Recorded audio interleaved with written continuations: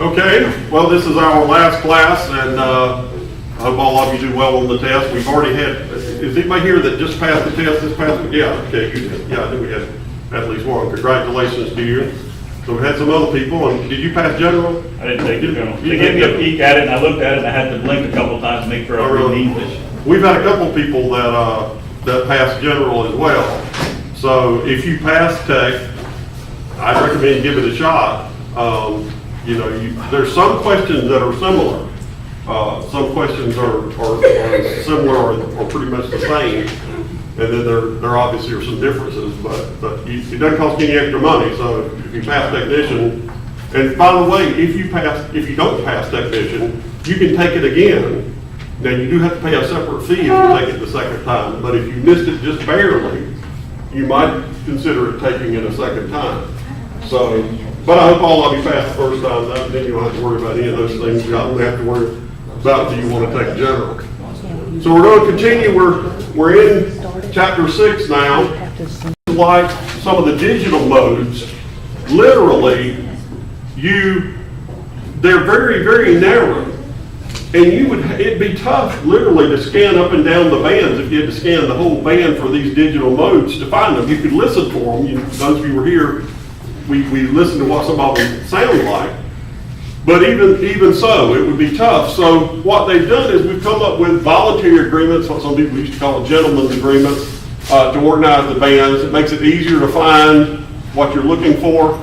On UHF and VHF, they're very important because they provide repeater coordination. Early on in repeaters, they found out, first of all, it used to be a bigger problem than it is now because we had crystal controlled radios and crystals were expensive. You had to have two crystals. You had to have transmit crystal and receive crystal. And so everybody wanted the same frequencies. Well, that didn't work out real well. In fact, we'll talk about it a little later today, Raleigh and Winston-Salem have the same frequency even now, 146.64. is Raleigh and Winston-Salem. And the reason they wanted more popular frequencies is most people were likely to have those in their radio, just crystals for those in their radio. As synthesized radios dropped in price, see, they used to be extraordinarily expensive. When I first got my first 2-meter radio in 1975, it was a crystal radio. It cost like $300. Remember, this is $1975, and the synthesized version was like $550 or something. It used to be called the ICOM IC230. And that was, boy, you were the king of the band if you had that radio. But anyway, so. It seems like radios they're still really expensive. Well, they're not expensive. If you consider what $300 was in 1975, be equivalent like $1,500 today. So if you bump up the just for inflation, they were unbelievably expensive. It was really tough for me. I was in college, and it was really tough for me to be able to afford one. Think about this. When I went to East Carolina the first time in 1977, my tuition per semester was about $500. It's over $5,000 now. Yeah. So anyway, so if you just for inflation, they were extraordinarily expensive then. So that's why there was problems with coordination, and so they set up these voluntary councils. What was the North Carolina's Virginia or Carolina's Virginia Repeater Association is now the Southeast Repeater Association, and we'll encounter that in just a few minutes, to coordinate so everybody wouldn't be on the same frequencies. And if you wanted a new repeater, and I helped set up a new repeater in the early 80s, and we got a coordinated frequency. Now you don't have to. They are voluntary. But if you have a problem, and we'll actually come to this, see, here we go. It's considered good practice. If there's an interference issue between two repeaters, the FCC will check to see which repeater is operating according to the band plan, and will generally give preference to that repeater. So if you got a conflict, and one is according to the band plan, the other one isn't, the one is uncoordinated and one is coordinated with the coordinating body, then they give preference to the coordinated repeater. They won't order orderly progression of repeaters and frequencies themselves. So again, voluntary, but they do have a certain level of support from the FCC. Some of the things not dealing with repeaters at this point, dealing with frequencies, is the DX window. It's a place to listen for DX signals. Most of the time, or many times, DX is, remember, stands for distance, or generally DX means foreign countries, or foreign things like that. They can often be weak. So they've got just a little bit of, they've got maybe 100 watts, and maybe they don't have that good of an antenna, and I don't have that great of an antenna, so between the two of them, we don't have a real strong signal. So they set up for place sometimes for DX windows. Digital modes, again, as we talked about, it's can be a little tougher to find them if you don't have a areas kind of set aside. Beacons, we talked about that. That's automated transmission to tell you when the band's open. I will mention to those of you, most of them, or a lot of them, are on 10 meters, UHF and VHF. When you pass your technician, you will get 10 meter privileges for 200 kilohertz. You will find that you tune there sometimes and don't hear much going on. Well, first of all, you can give a call. And secondly, you can listen to some of the 10 meter beacons. And if you're hearing a 10 meter, and what happens is beacons, like there's one in California. If you tune that frequency in, you hear nothing, then obviously there's no signals not going well between here and California. But there's others in like Iowa and other places, and there's a list of the different beacons. So once you tune around, if you can hear some of the beacons, shows 10 meters is open to a certain area. So then go back down to the technician area and give some calls, and who knows, you might talk to somebody a good ways away. So that's what beacons are for, to really tell you when the band is open, even though nobody may be operating. There may not be much operations on 10. 10 gets hot, and then 10 will kind of go cold. But like I say, people will tune to 10 meters, assume that nothing's going on, that the band's down, that it's not doing well, and maybe just because everybody's tuning in, not hearing anybody else, and saying, well, there's nothing going on. So it can be worth giving a call, but it's also where the beacons come in helpful.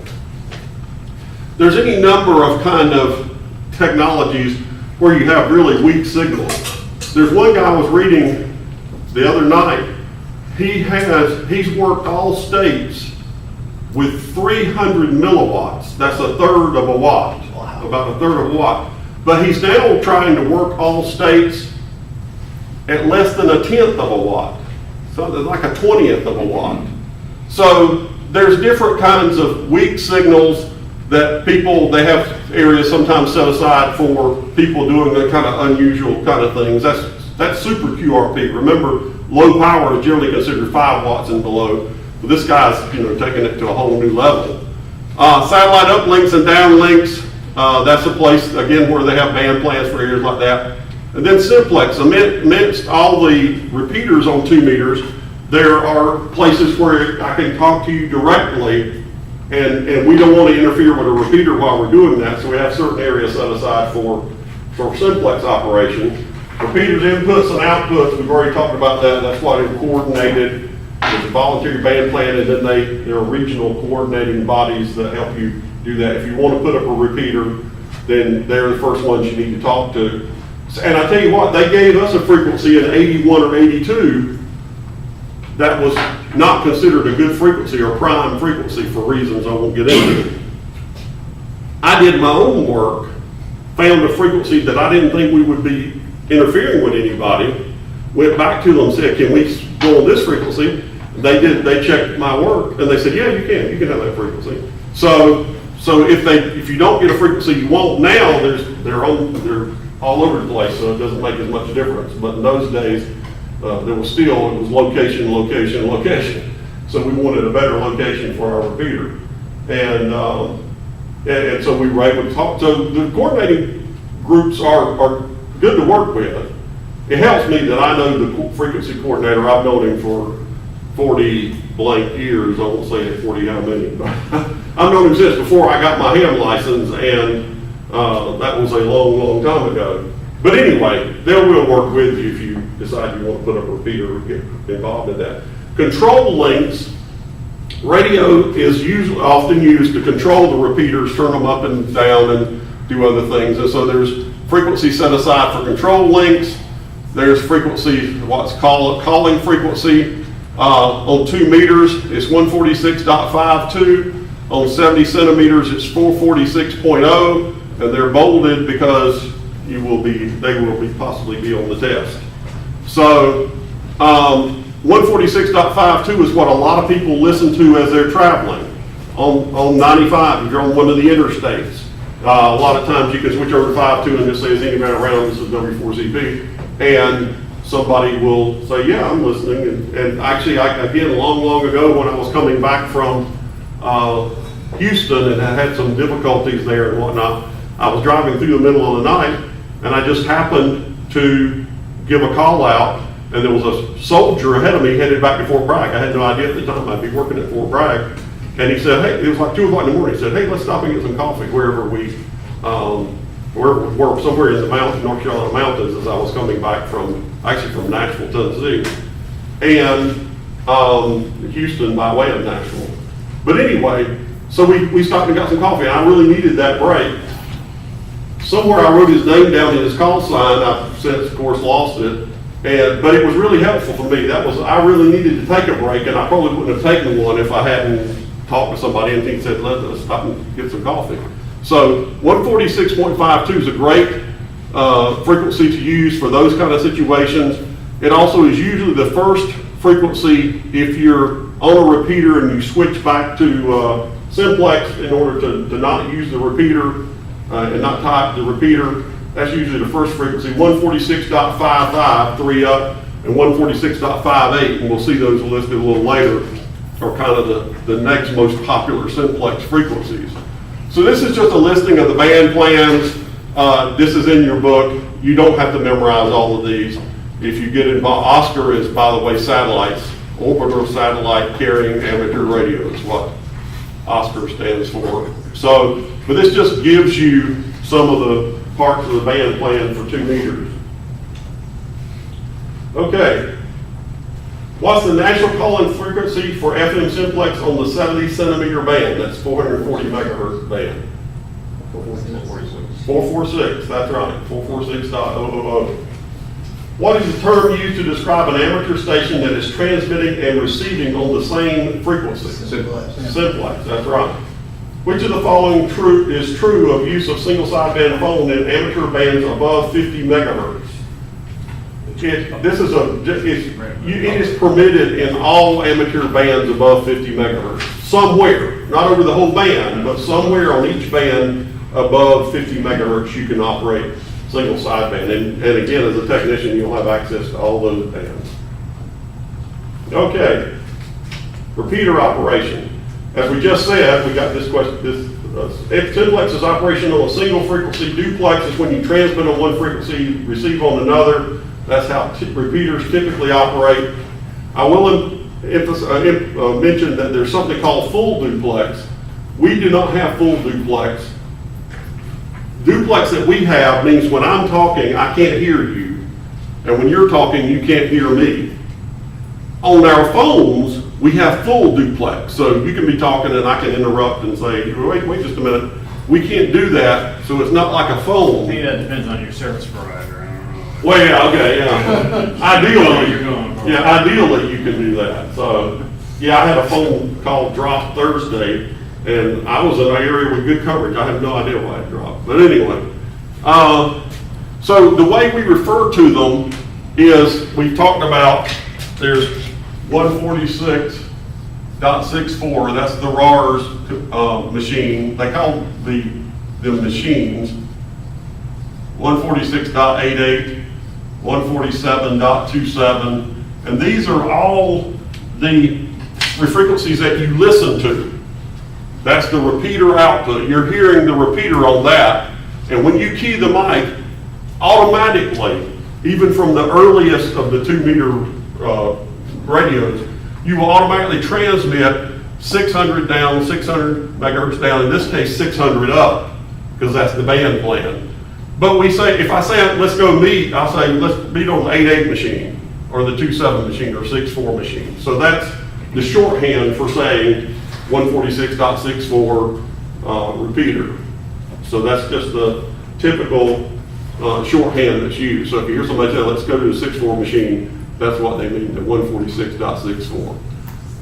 And this is what it looks like whenever you're in simplex operation. You're directly talking between, in this case, the car and the handheld. With the repeater, you're talking up on the 8.8 machine is almost at the top of the WRAL tower, which is on the tower is about 2,000 feet high. The repeater, I think, is about 1,800 feet. So it obviously doesn't take as much. Normally, two handhelds can talk to each other maybe 2 or 3 miles. But with this being up high and having a good receiver and whatnot, you can talk maybe 10 miles out, maybe probably more than that, from the 8.8 machine with it. And so what happens is a mobile can talk maybe 60 miles. So again, this guy, as long as you can hit the repeater, as long as you're putting a good signal into that, it gets rebroadcast. And so you may have a 60-mile radius of that machine to be able to talk to somebody. So that's the short version again of why repeaters are great. But it is duplex operation. Again, you're transmitting on one frequency, listening on another. The repeater shift, and the two are bolded here. One you really need to know, you should know this anyway, 600 kilohertz plus or minus. In the 146 range, it's minus 600 kilohertz. In the 147 range, it's plus 600. And how did they come up with that? I'm not quite sure. But anyway, and when they first came up with the band plans, that's what they came up with. And 70 centimeters is plus or minus 5 megahertz. So there are two numbers, again, that might be on the test, be on the question that we might come up with. And the other ones are just set up a little different. There are some 10-meter repeaters, 6 meters, obviously, it says it varies by region, and then this is the standard for the other frequencies. Okay, access tones. There are usually, if I key up on 146.04, remember I'm keying up, I'm transmitting at 04 rather than 6.4. I'm listening on 6.4, transmitting on 146.04. I say this is W4CP, and the repeater hears me and retransmits the signal. And you get what's called the squelch tail or the kerchunk, and you can hear that you're talking to the repeater. There are some repeaters I can press the button, say W4CP, and I hear nothing. I didn't hit the repeater. Am I too far away? No, I can have that happen when I'm right next to the repeater. And the reason for that is some of them use repeater access tones.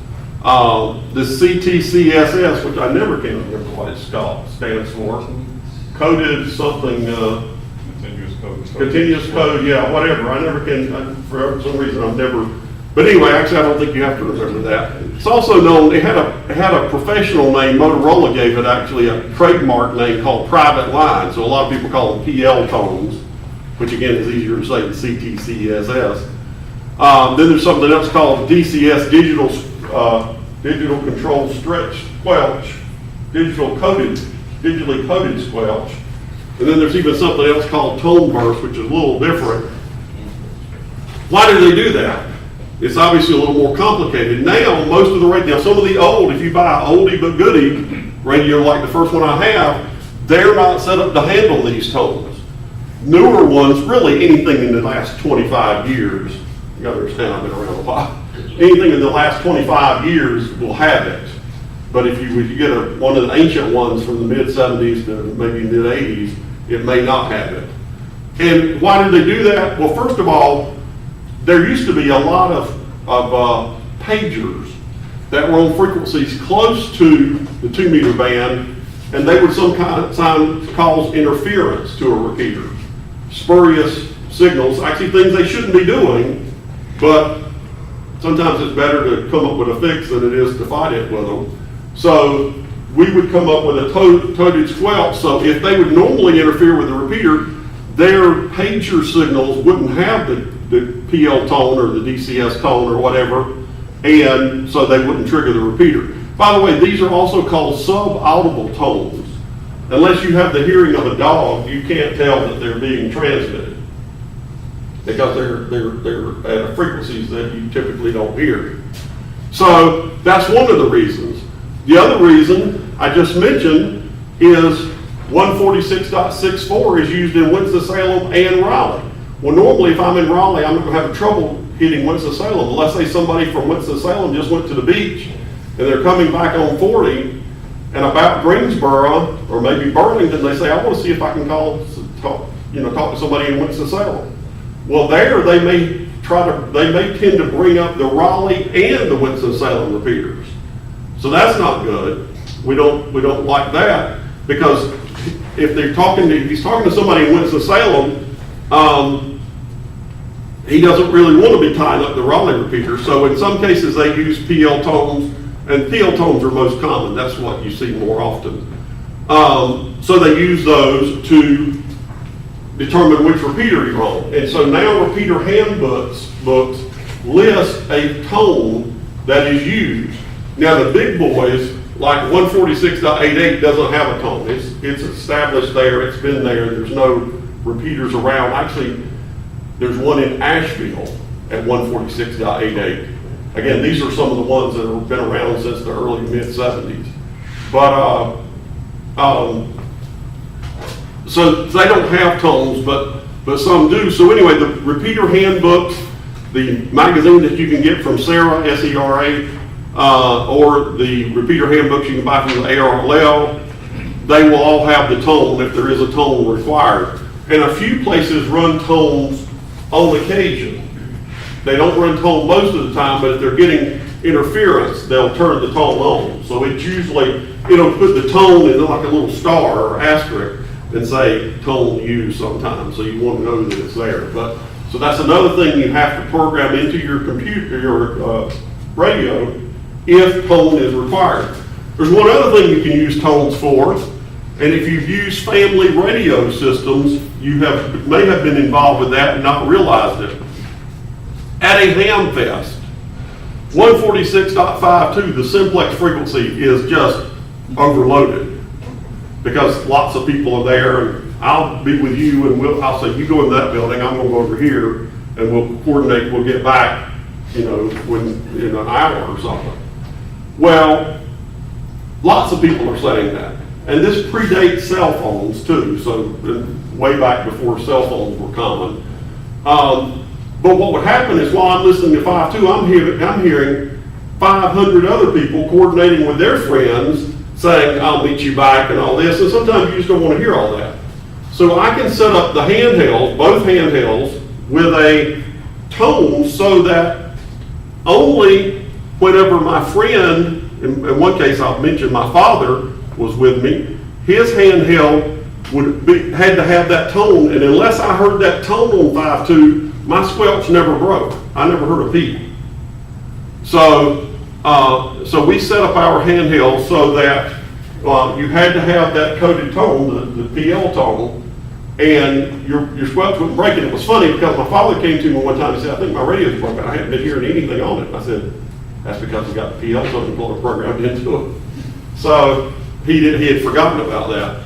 But anyway, so that's some of the things you can use access tones for, and they are used quite a bit nowadays. So, but like I say, even in family radio, they have tones so that if you're at an amusement park and there's 100 other people with little family radio handhelds, that you won't necessarily hear all the stuff that they're saying when they're transmitting to each other. You can have your own, what seems like a private line, but it is not. Once you transmit, anybody with a scanner or radio that's listening on that frequency can hear what you say, but it's just that you don't bother other people as much. Here's the band plan. Again, SERA, Southeast Repeater Association, covers North Carolina, Virginia, Kentucky, goes down into Alabama, but I think not Mississippi. Or maybe it's Mississippi and not Alabama. Anyway, there's one, if you see the map, there's like one hole there. For some reason, they had their own coordinating council. And so this is just the 140 to 148 megahertz band plan. For some reason, he let you. So one of the things you'll read is a Trent repeater, the trustee of the repeater, who I happen to know as well. He was at state with him. Then it's 145.51 minus means the input is down 600 kilohertz, as we discussed, and then the private line, the PL tone is 82.5. That's one of their standard PL tones. So when you get a radio that is so equipped, it will automatically have 82.5 as one of the PL tones that it can handle. So that's what you read. If you get Sarah is a membership organization for both repeater owners and users. I'm a member. You get a quarterly magazine that prints all the repeaters in those states where Sarah covers. And that's what the line item will say on their magazine. If you get the annual ARLL book that lists all the repeaters in the United States, that's what it will say. That's the typical line that you have for getting information about a repeater nowadays.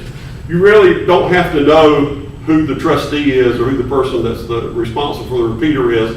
They put that in there just in case you need to contact them. Sometime, if I ever see you guys at one of the RARS classes, I'll tell you why I had to contact 4 repeater owners at one time, one night. I'll give you the short version. And through a really unusual circumstances, I was trashing 4 repeaters simultaneously. You can't do that easily. You have to work. Actually, you can't do it with today's equipment. This was an early piece of equipment that just happened to have some quirks to it. But anyway, so I wound up calling 4 repeater owners and apologizing that night. Kurt, I have a question on that. Okay. So when you're inputting that information, that 145.21 minus, Right. are modern radios gonna know what the offset is Yes. gonna be? So it's automatically gonna know, Right. is it gonna default on? It's going always to default to minus? all, no, it's going to Within that band default, plan, or you're gonna it'll actually- default to plus in this range. It knows the band plan. So it already magically knows. This, the that's band. right, this plus and minus That seems is pretty good. across the United States. This band plan is, although it's listed as a Sarah band plan, is pretty common across the United States. So, and it does know here, if you're above 147, it knows to go up 600 megahertz or kilohertz. If you're below 147 in this range, it knows to go down 600. Or if you're down here, it knows to go down 600. So you don't have, now, once in a while, you'll find somebody that's opposite. And it will give you the ability to do the opposite if you need to. But all the radios you're likely to encounter will automatically know when it's supposed to be plus 600 and when it's supposed to be minus Basically, I'll be 600. programming the radio, but I'll specifically have to tell I'm looking for a repeater, and it will make that offset. Yeah, you punch in 145.21, it will know it should be minus. Okay. Should be minus 600. Now again, the reason they have this is once in a while, you'll find a repeater that's reversed. Okay. Somebody had a bad day when they were just, for whatever reason, wanted to be different. And like we say, these are not the law. Sure. So you can have one that's opposite if you want to. As we said earlier, if there's a complaint or if there's a problem between you and another repeater, the FCC is going to tend to side with the repeater that follows the band plan. Yeah. But there's no law that says you have to do that. So, but most, probably 95 to 99% of the repeaters do follow the band plan. So that is not something you have to know, the plus or minus, because your radio will automatically do that. But it's something you just make sure that you know. And by the way, most of the radios, when you hit transmit, the display will go to 146.04. The display will automatically tell you the frequency you're transmitting on. Then when you let up the push to talk, it'll automatically pop back to 146.64. So it'll show the frequency you're receiving on. Yes. I have a handheld 2-meter and I would use Chirp. Right. To program, and Right. there you have the option to go in and import from the internet. You can type in your zip code and it'll pull up all local frequencies. Right, You can import right. that into your radio to program it right away. Yeah, Chirp is free. Right. Chirp is a free program and it works with most of the handhelds out there. So, anyway, but that's what you need to know. Like I say, it gives you more than you need to know. You don't always have to know that. You want to know the town that it's serving, primarily. The negative, generally speaking, you don't have to know. The 2 biggies are the frequency and the PL tone if there is So on one. the PL tone, you're gonna go through your settings and you'll get to where it's gonna ask you Well, is it PL tone? Is it? Well, it won't ask you that. You'll have to, it won't ask you that. You'll have to go to PL tones or CTCSS tones, click it, and click through the available tones. Oh, okay. There's like 12 or 15 or something, I don't remember exactly how many Oh, tones. okay. But they're standard tones. It'll be 82.5, Okay, it so won't be there's a 82.0. standard when it comes to the. Yeah, but you have to tell it that it won't assume Sure. a PL tone. Because a good number of repeaters don't have PL tone. By the way, it doesn't hurt to put a PL tone on if it doesn't use one. There's no point in it. But we said some repeaters sometimes use PL tones and sometimes don't. If they do, I usually keep the PL tone on all the time. It's not worth and again, it's subaudible, so you can't really hear it. So, so if it uses it part of the time, I will program it in, and it essentially will transmit the tone all the time, but you just don't need it for part of the time. Could you use a PL tone just to talk to anybody else if you want to be like, hey, meet me on the frequency that everybody else is on, but put a PL tone? Yeah, yes, you can. That's what I was talking about with my father, the Hamfest on 146.52. But when you transmit, everybody will be able to hear you. Yeah. What it does is it means your friend won't hear anybody but you. Because his will stay squelched. It'll sound like nobody's using the frequency. I see what you're saying. You know what I'm saying? Which is good. I mean, that's what we wanted at the Hamfest. We didn't want to hear 500 other conversations. Exactly. But when I hit the push to talk, if somebody else is talking, I can walk over them. I can be over them. So there's little quirks. Yeah. So it means and like I say, my father was sitting there. He had forgotten and said, "Well, I got my radio. I'm not hearing anything." I said, "You're not supposed to hear anything unless I call you because we got the PL tone set up." So yeah, it doesn't make the frequency private at all. It just means you only hear, and somebody else and their friend could have chosen exactly the same PL tone you did, and you would hear them. You talking about Big Hamfest? Yeah. What he was talking about, there will be somebody With the same PL tone, yeah. Something like Dayton, the biggest Hamfest in the United States, which is actually not in Dayton anymore, but anyway, what's still called Dayton, you almost certainly would have somebody else. But that still cuts out 90% of the conversation. You're still only hearing 10% or 5% of the conversation, so it's still worth doing. But again, it doesn't set up a private frequency. Anything you say can be heard by anybody with a scanner or whatever. Auto patch, we've discussed this. That's just a repeater, a way to make a phone call from the repeater. Most repeaters have it. Doesn't get used a lot with now the cheap and everybody's got a cell phone. Remember, it is also duplex, not full duplex. So if you're calling somebody that doesn't know much about ham radio, they may not realize that. You might want to tell them this is not full duplex. When I'm talking, I will not be able to hear you. But again, it's useful to have because during an emergency, cell phones get overloaded real quickly. In fact, I had just the other day at Fort Bragg, I was calling somebody and it said, "All circuits are busy now, please call again." And I called back in like a minute and it was okay. But so all circuits can be busy even in those circumstances, even non-emergency. By the way, this is what a duplexer looks like.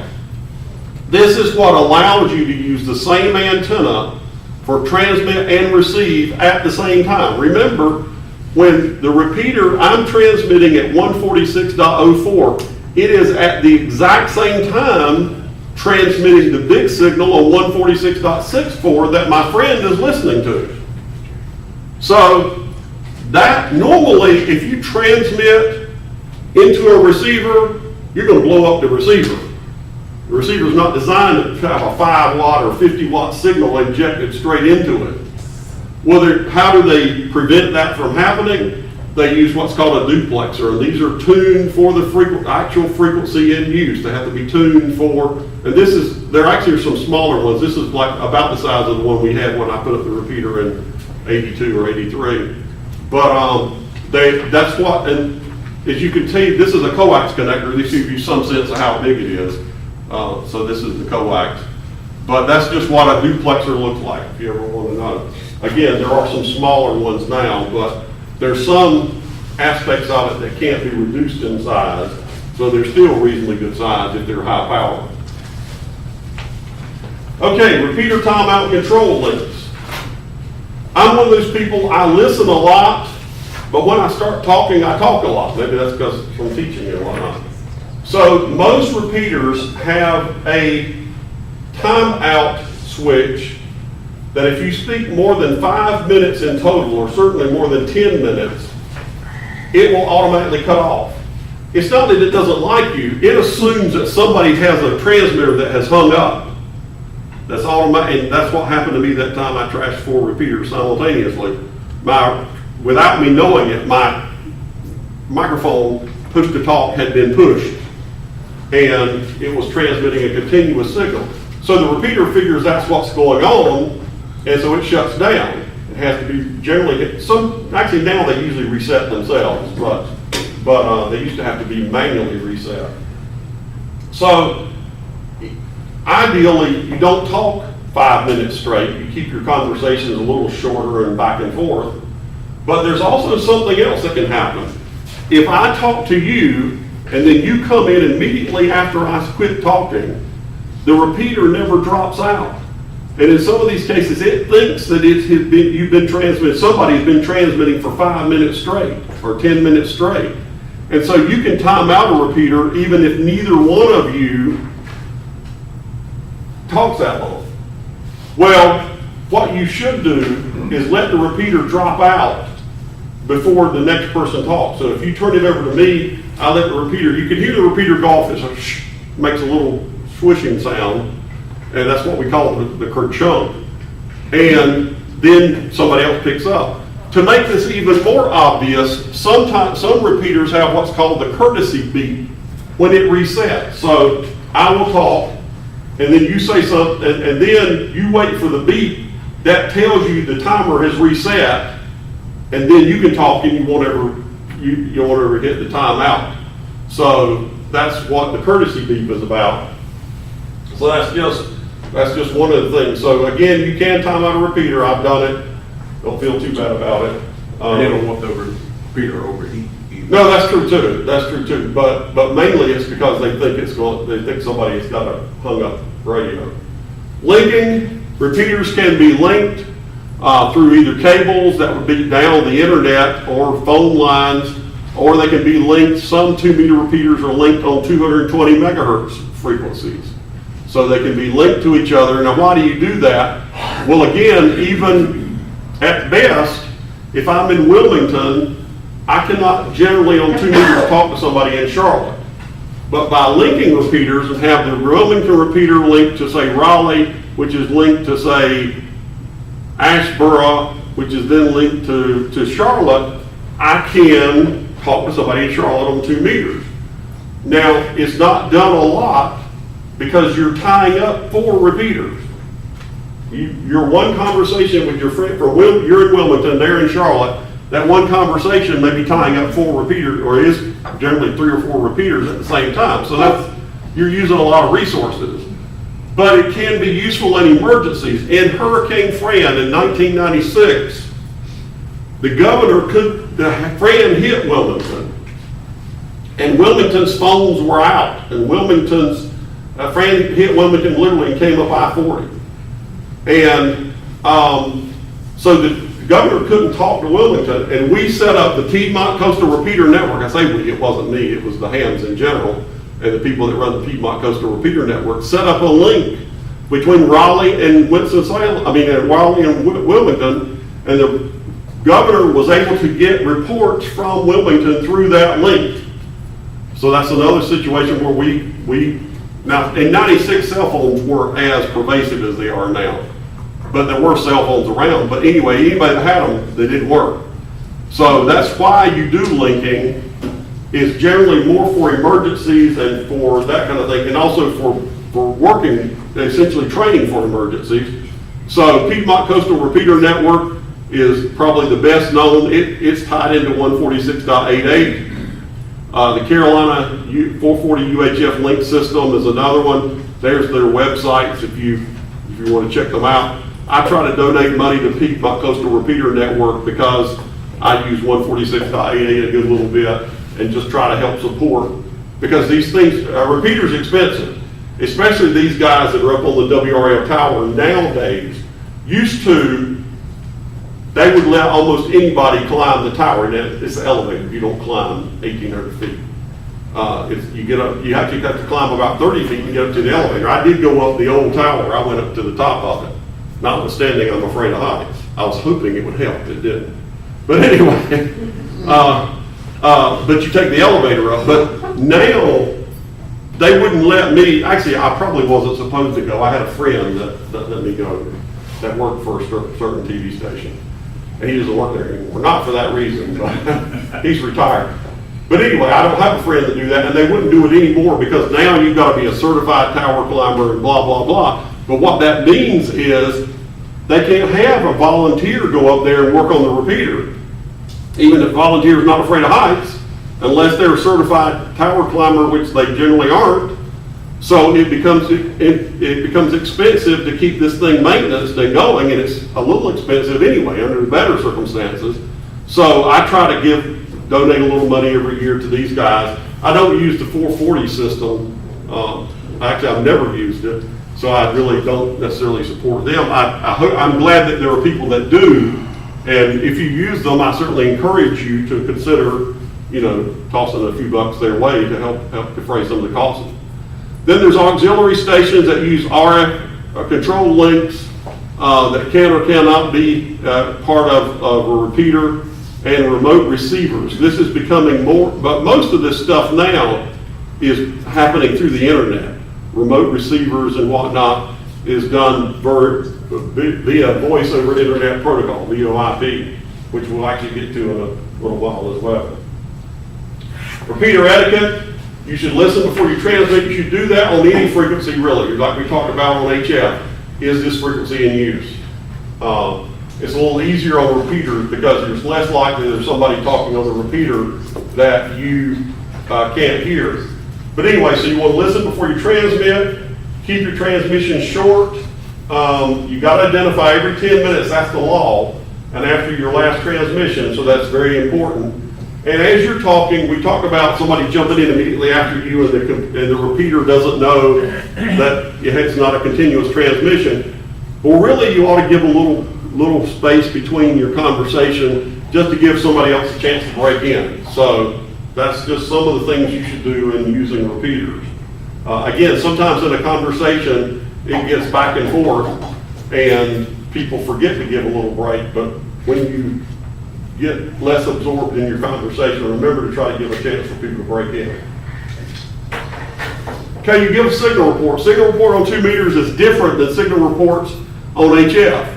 On HF, we're talking directly to each other. I'm hearing the signal straight from his antenna. Excuse me, he's hearing the signal straight from my antenna. On a repeater, you are not. On a repeater, I'm hearing the signal from the repeater. So many times, my S meter, or the little LEDs, is at 100%. So it looks, I got a strong signal, but I can barely copy him. Why? Because he's far enough away from the repeater, he can barely get in. So it's not, one of the jokes about new operators on 2 meters is saying, well, all my lights are lighting up. Well, yeah, because you're closer to the repeater, but this person you're talking to may be 60 miles from the repeater. So what we talk about full quieting is when you can hear him perfectly and there's no noise in the background. It's just like talking on the phone or just like talking, when you're next door to each other. So it's absolutely full quieting. When you hear a little bit of noise, typically I call that white noise. That you just say just a little noisy or a little white noise. Scratchy is when he sounds like it's a little rough. Flutter is picket fencing. We talked about that previously. Dropping out is whenever it's dropping out is when he's in a place. He may be going up and down hills, and it may be at the top of the hill. He can hit the repeater, and he gets down to the bottom of a valley, and he can't hit the repeater, and that's one thing that causes you to drop out. Or broken and breaking up can be a similar type situation. We discussed in about the first class, if I'm talking with a handheld, I may do better just by moving across the room. Literally, so if you're on a handheld and you're having problems with noise, just move a little bit. Sometimes that'll make all the difference. happens with a cell phone too, is you've had any experience with that. So any ways, cell phones or handhelds, that can work. If you're fuzzy or distorted, check your frequency. We discussed this the other day. Again, most handhelds will go up 500 or 5 kilohertz. So you may be tuned to 146.885. You will hear the 88 machine, and when you transmit, it'll be exactly 600 below because your radio doesn't know. So you'll be transmitting 146.285, and that'll make you distorted. So if you are distorted, then the first thing you want to do is check and make sure am I 880, 88 on the nose, or am I slightly off a little bit? You could be also 87.5, 875. Either way, you'll probably almost certainly be heard on the repeater, but you'll be fuzzy or distorted. So you want to check your transmit frequency. Then sometimes the signal fades or becomes choppy. Some cases when I handheld, the battery's about out. So that's just a couple of possible solutions. Open special use private repeaters. A club or individual may operate a closed repeater available only to its members. That's where they would have a subaudible tone, or in some cases use touch tones to bring up the repeater. And if you don't know those, you are not allowed to use it. They are legitimate, they do that. They don't own the frequency, so technically you and I could get on the reverse frequencies and chat all we wanted to, except we can't cause harmful interference, or we can't cause intentional interference. And so that's where you get back and forth.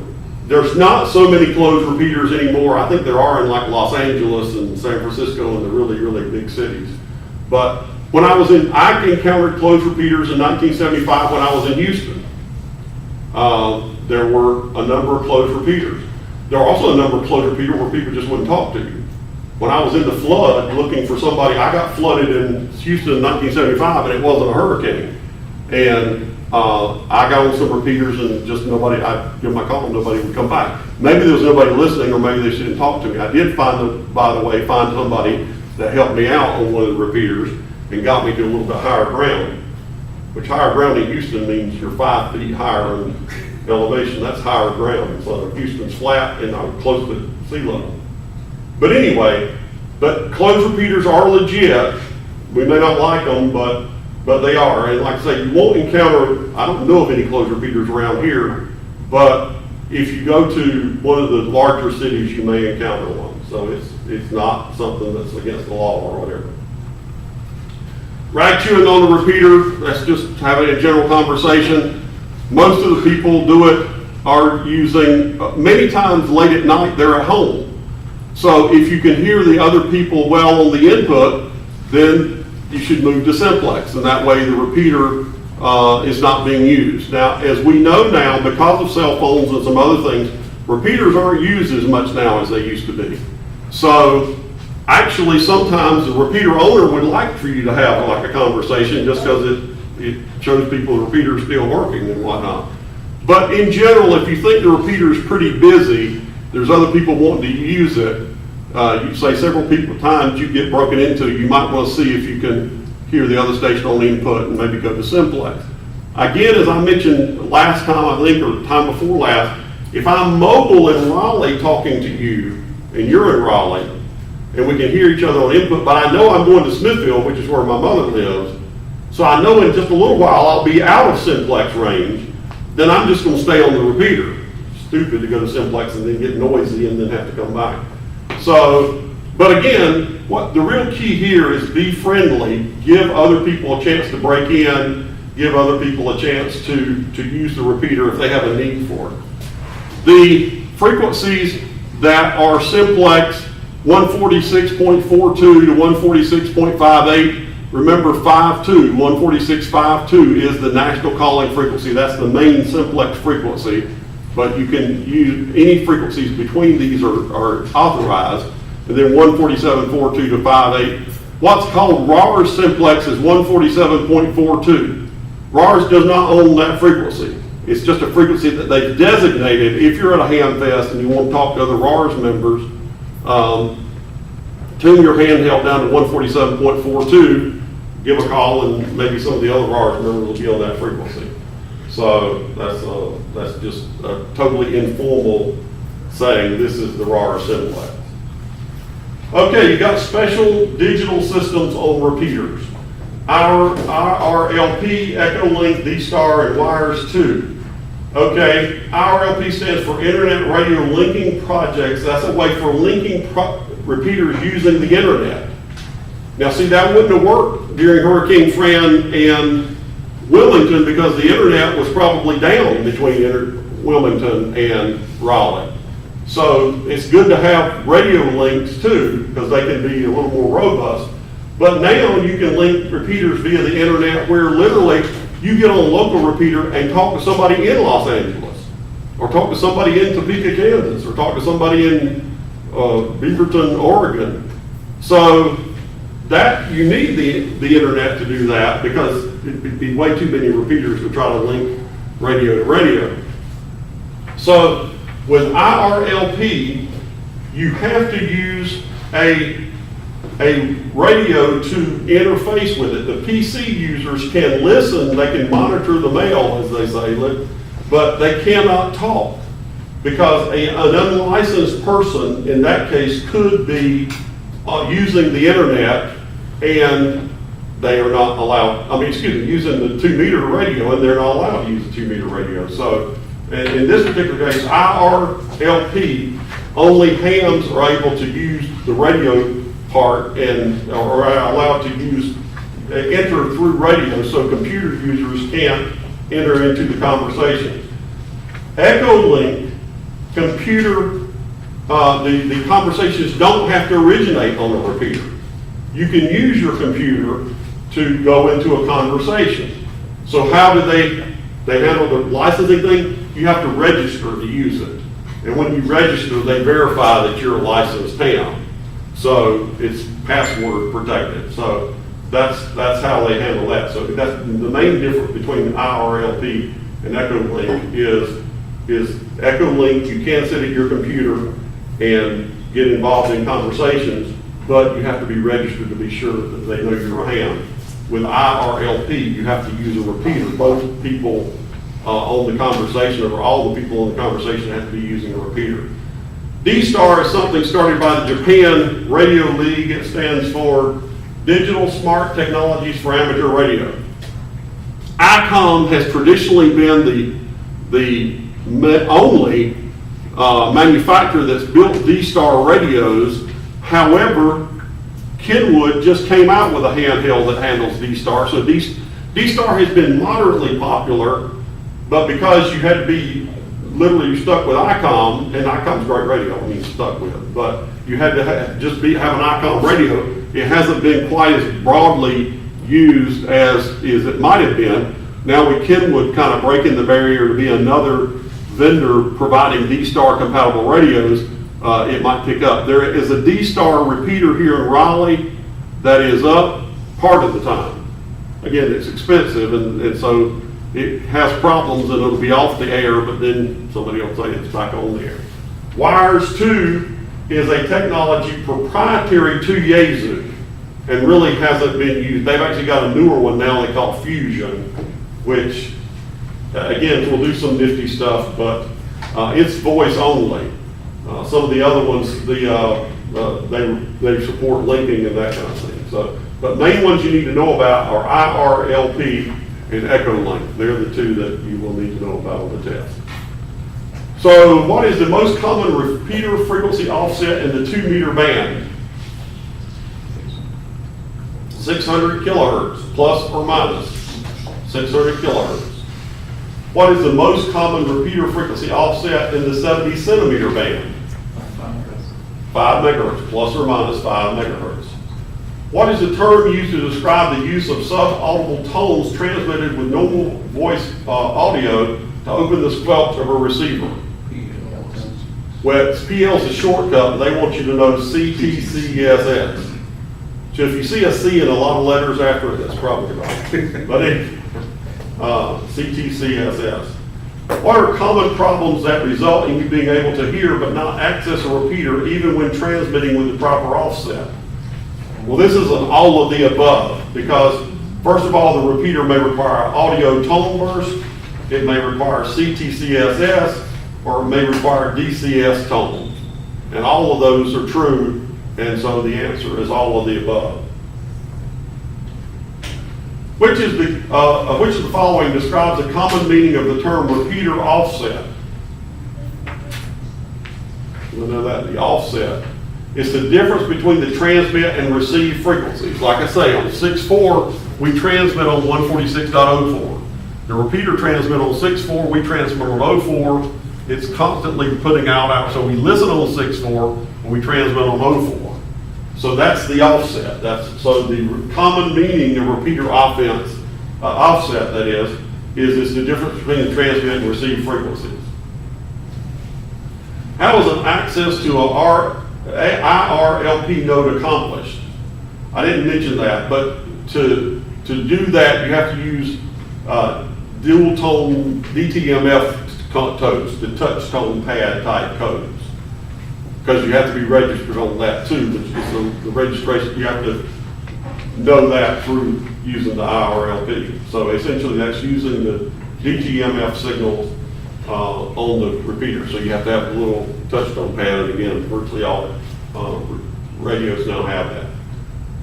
How might you list a list of active nodes on VoIP? I mentioned it briefly, but both IRLP and Echolink use voice over internet protocol to connect the different repeaters. That's why the computer listeners can listen in, even though unless they're registered on Echolink, they're not allowed to transmit. So, how can you list a list of active nodes that use the VoIP? That's another thing you get from a repeater directory. Repeater directories are much more complicated now than they used to be, because they've got many more things to list, and one of the things is the VoIP. How do you select a specific IRLP node when using a portable transceiver? We didn't actually talk about that. I didn't get that deep in the IRLP. You use the keypad to transmit the IRLP node ID. So if you're going to use IRLP, I haven't used it in a long time. I played with it a little bit when it first came around about. But obviously there's a learning curve on that too. It's a special kind of system. But so you use the keypad in this particular case to transmit the IRLP node ID. That tells it which repeater you're trying to bring up. It's essentially directing your call. It's like a phone number. It's directing your call to the right repeater. What is meant by voice over internet protocol, VoIP, as used in amateur radio? It's a method of using voice communications over the internet. If you get phone service from Spectrum or Time Warner, you've got VoIP. They don't list it that way, but that's what you're using, voice over And all cell phones. Pardon? All cell phones. Oh yeah, cell phones do that too. You can That's call right. it now for only $20 extra. That's right. That's what they're pushing, but you've got to have internet. Well, actually, if they give it to you, you'll have internet access. That's Yeah, but a lot of people don't know that. Yeah, they don't know $20 that. extra. Yeah. Well, you can get other phones over VoIP a lot cheaper than Spectrum or Time Warner. The advantage of Spectrum or Time Warner is that it's transparent to the user. You have to know a little more if you're... Okay, what is the Internet Radio Linking Project, IRLP? It's a technique to connect amateur radio systems such as repeater using the internet using voice over internet protocol, VoIP. So there's some of the more sophisticated things you can do with repeaters and whatnot. Got any questions? Let's take about a 10-minute break. We'll come back and continue. We brought donuts. They're over there in the boxes. Thank you very much. That's not a net. That's just several people that have kind of evolved into several people talking to each other. Nets are usually, typically scheduled at a certain time. So you say at 9 o'clock. Now, you can have traffic nets, emergency nets. We used to have, for the shortwave scanner group, a net every Monday night, and it was more of a social net. It was not for emergency, although we said if there's in any net, in any time, in ham radio, if emergency occurs, that should take precedence over anything else. That's one of the reasons we're here. We'll get to that a little later as well, but that's one of the big reasons we get the frequencies we have is because we do emergency work. So there can be social nets, and that's really kind of what we had was people would tell what they had been listening to and just general things. There's traffic nets which pass messages very similar to telegrams. That's formal messages that are passed, and emergency, which is to handle emergencies.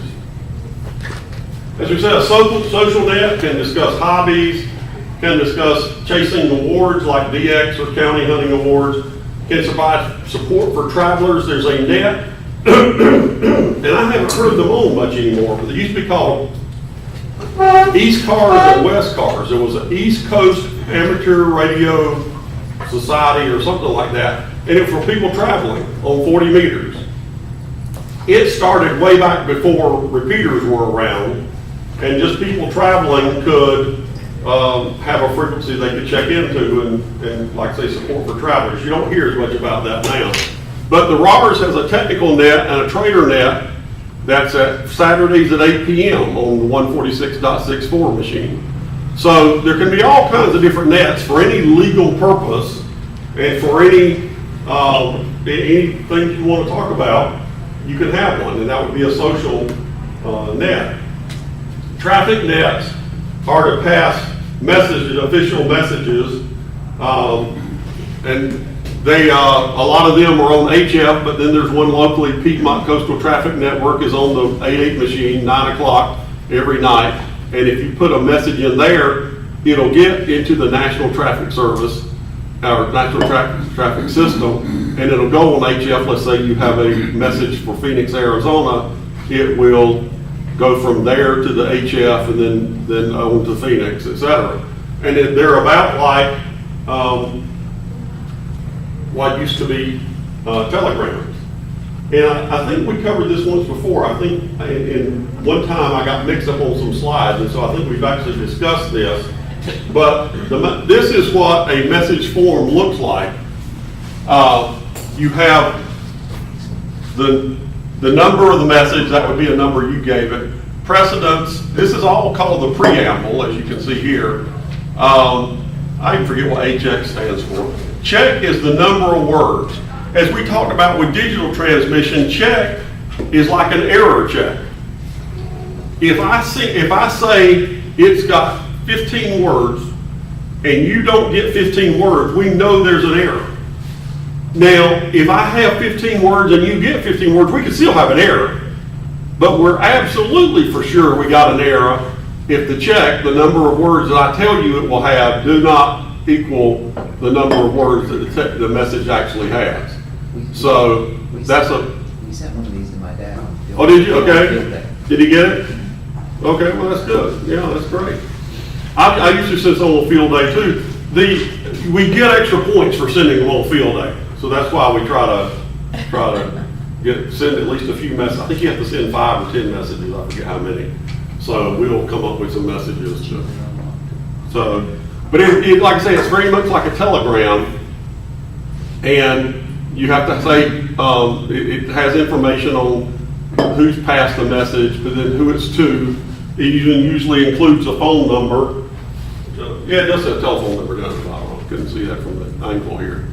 But because a lot of times they're read over the phone. So it's a very good way of using ham radio, and it's used a lot in emergencies. Like people in Puerto Rico now, there are many of them have not been able to communicate with people in the States, people in the mainland. So something like a telegram kind of message is better to at least tell them, I'm okay, we don't have power, but we hope to get it back in the next week. And that'll make their relatives and friends in the United States feel a lot better. And they'll get a chance to, that's a way to pass this kind of message. So that's what's called health and welfare traffic. It's not emergency because their life is not on the line. But health and welfare traffic is very important as well. A lot of people, I mean, again, like I said, that's a very useful kind of message to get. Emergency and public service nets pass emergency traffic. They coordinate reporting and response activities. They have training and information sessions. They encourage hands to participate and learn the procedures. Central Carolina Skywarn Net's probably the one that you can hear with just a scanner. So 146.88 is typically around 9:15 on Tuesday nights. It serves as a liaison between severe weather spotters and the National Traffic Office, National Weather Service, that is, office. I'm a Skywarn trained volunteer. I've had Skywarn training since around 1986. And one of the things, you have to go to a class to be considered a certified Skywarn monitor, but they will actually run the class on the repeater about once a year. It actually takes two Tuesday nights because the training is around 2 hours or a little more. And what they will do is on the Central Carolina Skywarn website, they will allow you to download the slides. And then the man from the National Weather Service will talk you through the slides. He'll say, next slide, next slide. And as you transmit it over the radio, and even scanner listeners. By the way, you do not have to be a ham to be a certified Skywarn reporter. There is a special phone number that they have so that they can call in. There's not all that many non-hams that are, but technically a non-ham can be a certified Skywarn monitor. So anyway, but if you want to get the training and you can't make it, RARS usually has the training about once every 2 years. You're supposed to retake the training, I think it is every 2 years. But Cary has it, Raleigh has it, lots of places have it, and you can go on the Central Carolina Skywarn website and see the next places that training will be given if you're looking for that. But again, if for whatever reason you can't make it, you can get training literally at home if you've got the internet to download, or even somebody could give you the slides on your computer and then listen to the 146.88 repeater. So that's a very, Skywarn is a thing that many of us can participate in. I will mention that one crucial thing about Skywarn, when there's severe weather, you are participating in Skywarn just by listening and watching. You do not have to transmit. Some people feel like they got it. There's nothing happening here. Well, they don't really need reports that there's nothing happening here. So you're participating, and you can feel 100% involved if you're observing and listening. You only report severe weather, and in the training they tell you what constitutes severe weather. But just it's raining real hard is not severe weather. But occasionally we get people reporting that. So I remember one time a guy called in and said, well, I heard on my radio, the National Weather Service said. Right. Well, that's yeah. Generally, we're plugged into the. In fact, the Skywarn net during severe weather is conducted from the National Weather Service office. There's literally a 2-meter radio there, an antenna, and all that. So yeah, they're pretty well plugged into the National Weather Service. Another emergency and public service net that you've heard me mention several times, I used to be very involved with it, I want to try to get involved again, is the Tar Heel Emergency Net. That's every evening at 7:30, 3923. I use that several times as a frequency to do. So that's 3.923 megahertz and 3923 kilohertz. Again, you'll need to know that on the test. They provide communications during emergencies. They do training on net operations. Also, they just have general discussions, and it fosters fellowship among hams as well. Because thank God we don't have an emergency every night at 7:30. So there gets to be a social aspect about it as well. And so it's a great organization, and I encourage you to get involved. You have to have general for that, because that is a general class frequency. Emergency and public service, again, for public service, we do parades, sporting events, charity events. Public service is in some ways like emergency service, so it kind of gives you some preparation for emergency. It gets you out using your handheld, seeing what it'll do, what it won't do when you're far away from the repeater. You know what it'll do from your house, maybe. Maybe you know what it'll do from your work location, but you don't know what it'll do once you get out in the boonies somewhere and you're telling when the various bicycle riders are coming by that particular point. So maybe your handheld works better than you thought, or maybe it doesn't work as well, or whatever, but it tips you off at the kind of things you might encounter during an actual emergency. You may find out your battery, you thought your battery would last 5 hours, it only lasts 2 hours.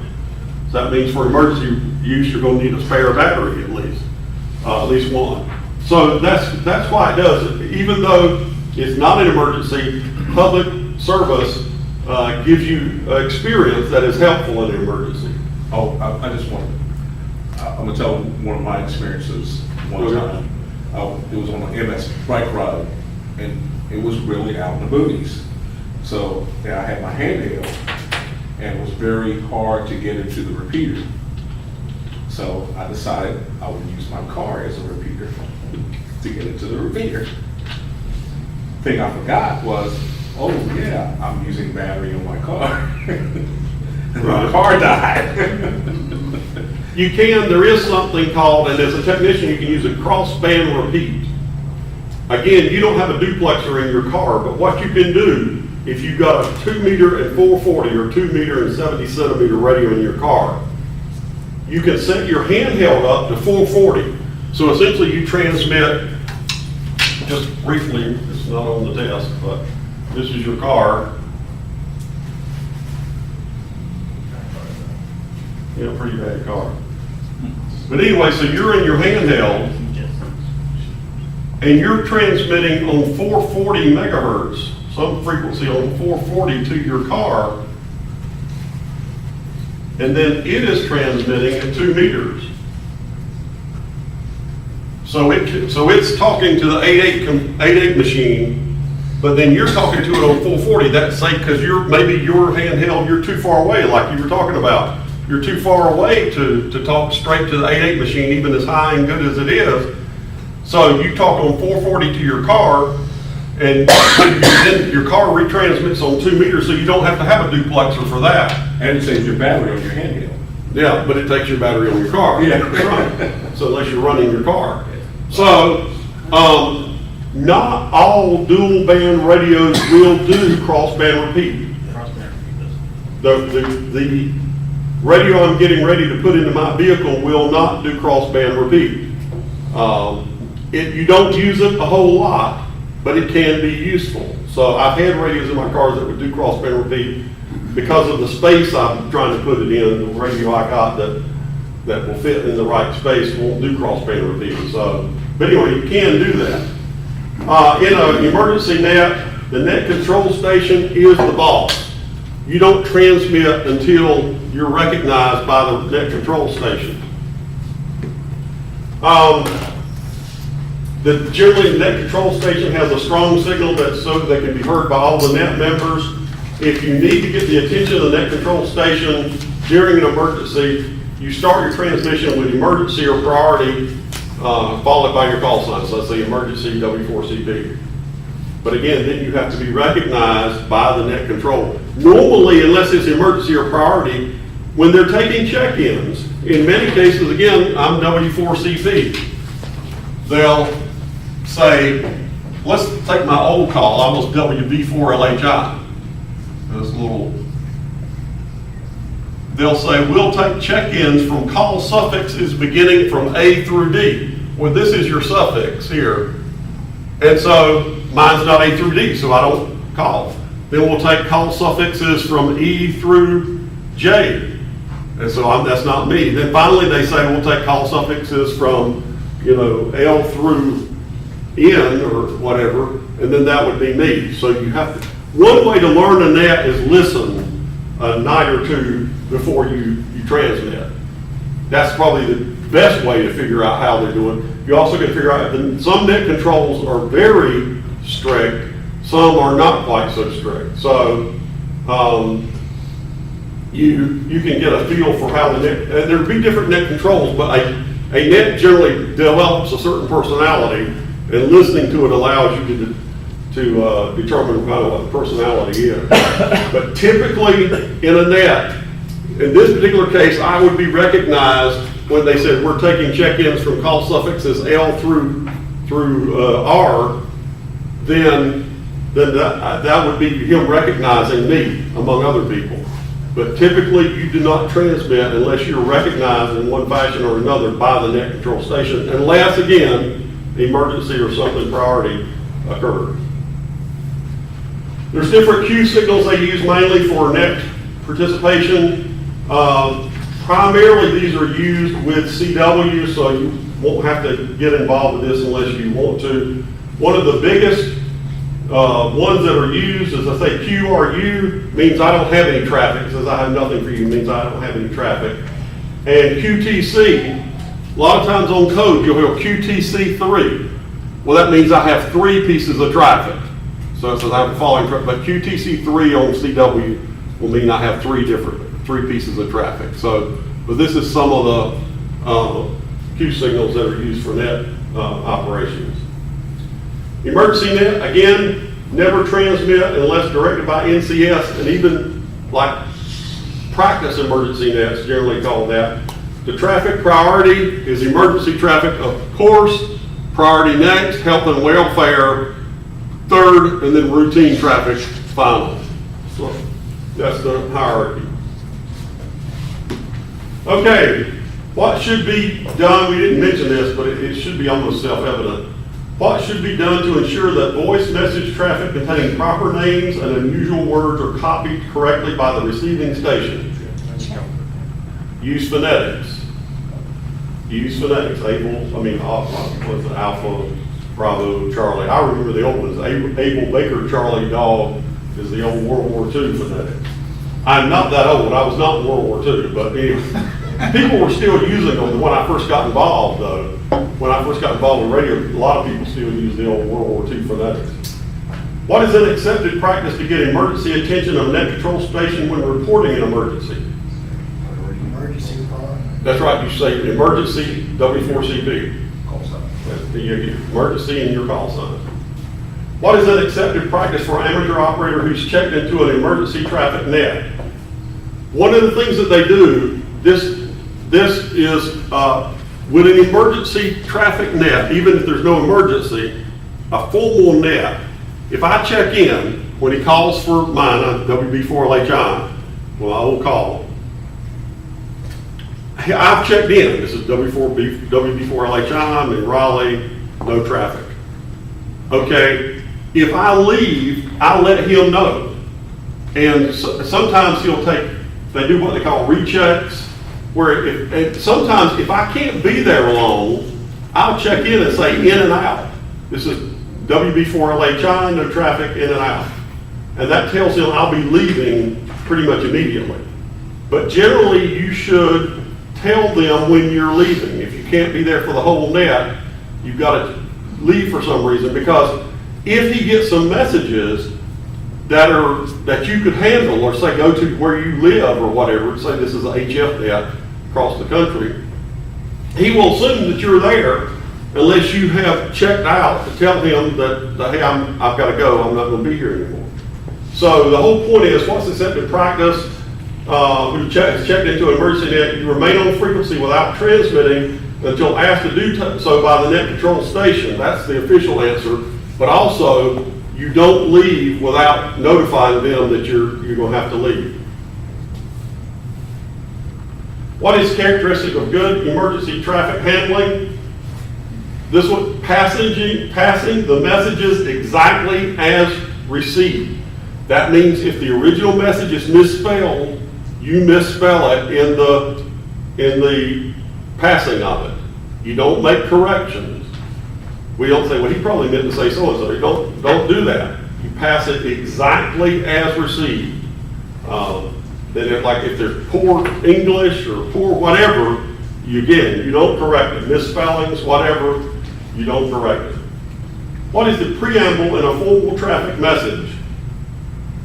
We showed that, it's the information needed to track the message as it passes through amateur radio traffic handling system. So that's all, like I say, the check and what priority it is and its originating station, et cetera. All right, what is meant by the check in reference to a formal traffic message? That's right, how many words in the message proper, the text portion of the message.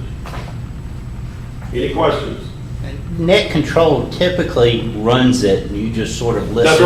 That's right. So if you listen, you're gonna get how he runs it, and if Right. he always asks for emergency, And then priority traffic. priority Yeah. traffic, Yeah. and then goes Yeah. from there. Often something else, in many nets, social and whatever, if you're mobile or portable, they'll ask for you first. They'll say mobile and portable check-ins now, and that'll be the first thing they ask for. One of the reasons is they know if you're mobile, you might be moving out of range. Even if you're on FM, you might be moving to a place where your signal's not as good, so they'll try to usually to recognize mobiles and portables first. So, but again, listening, it's where listening to them makes such a difference. Yes? Do we have to know the entire phonetic alphabet for the test? No, Okay. no. All right, good. You have to know that there is one, but you don't have to remember the whole, no. IMCOM, emergency communications. Again, as we mentioned, that's a primary justification for the amateur radio service. Emergency, a real emergency, and you need to notice this, when Hurricane Fran came through, I did a lot of emergency, that's the reason I mentioned it a lot, I did a lot during that period. It's an emergency event, but my particular transmission is not an emergency unless there's an immediate threat to life, property, or normal communications, and normal communication is not available. So this idea that I can use any means available, I couldn't do that just because Hurricane Fran had come through. If I had somebody that needed medical attention immediately in a life or death situation, yes, I can use any means available. That's somebody I could use the policeman's transceiver. I could use, and it kind of makes sense. Somebody's on the threshold of dying, and there's immediate threat to life or property, something really immediate, then I can communicate by any means available. But the fact that we've had a hurricane is not an immediate threat to life or property where you are. So that's one thing. We had some people during Fran that thought, well, this is an emergency, so I can do whatever I want to. And that's not how the rule is. Again, if there's an immediate threat to life and property, then you can do what's necessary to help solve the threat or reduce the threat. But if you don't, then if there is an immediate threat, then you don't have that leeway. Emergency, public safety, or medical personnel can use your radio in an immediate threat to life and property. Never for your employer. You can provide third-party info by consent only. This is getting to be a really tricky area because there's HIPAA and several privacy laws that essentially rule on what you can do with confidential information, like people's vital signs can be considered confidential information. You never transmit news messages or reports. Again, we're not an arm of the news business, so you don't do that. One of the things you want to do when you're doing emergency operations, maintain your safety. Don't you be part of the problem. If you suddenly do something and you're hurt and you need help, now instead of being part of the solution, you're part of the problem. So don't do that. Again, when you're passing a message, even if it's not a formal message, don't speculate or guess. Just pass it straight as it was told to you. If the director of this shelter says, we need more cots, pass that along to headquarters. We need more cots in this shelter. And you see 20 cots sitting over there unused, still not my job to say, I might say to him, but if I'm transferring it over to headquarters, I can't say, well, we got 20 cots, but he says we need some more. Don't do that. Just say the director says we need more cots, or the director, whatever. So pass the message accurately. We're not there to speculate or guess. We're there to pass the message. If you have encounter reporters, there'll be a spokesperson, typically at the shelter, spokesperson at the emergency site. That's part of what we're going to get into in just a minute, some of the training, what they call the incident command system. And the spokesperson is the only person that's supposed to talk to reporters. You follow, by the way, I won't get into that, we don't have enough time, but you can and will be misquoted by the press if they talk to you. I've had a couple of instances, and my sister has had instances where we spoke to the press and they made what we said. They made up, I mean, they didn't really quote with me what I said. They quoted, I guess, what they wanted me to have said or whatever. But anyway, so that's the best thing to do is just don't talk to them. Follow protocols. You want to keep the frequency clear unless there's important traffic going on. Never send confidential information without consent, and that includes some of the medical records. So you need to make sure if you're at a hospital during an emergency and they want you to transmit some information, make sure that they've got the consent, the person that they know to get consent. If they tell you, if the doctor or whomever tells you we've got consent, at that point, you're not supposed to challenge them, but just make sure that you are told that consent has been given, then that takes it off of you. During a temporary state of communications emergency that FCC will declare and did declare during Houston and did declare during the Florida, certain frequencies are reserved, may be reserved for emergency communications only. And they will chew you up if you get on those frequencies. Now, there's people that do it. There's people, I hate to say it, there's people, some of them licensed, maybe some unlicensed, that will cause intentional interference on emergency frequencies. What? And they should be strung up by their ankles, because that's just a terrible thing to do.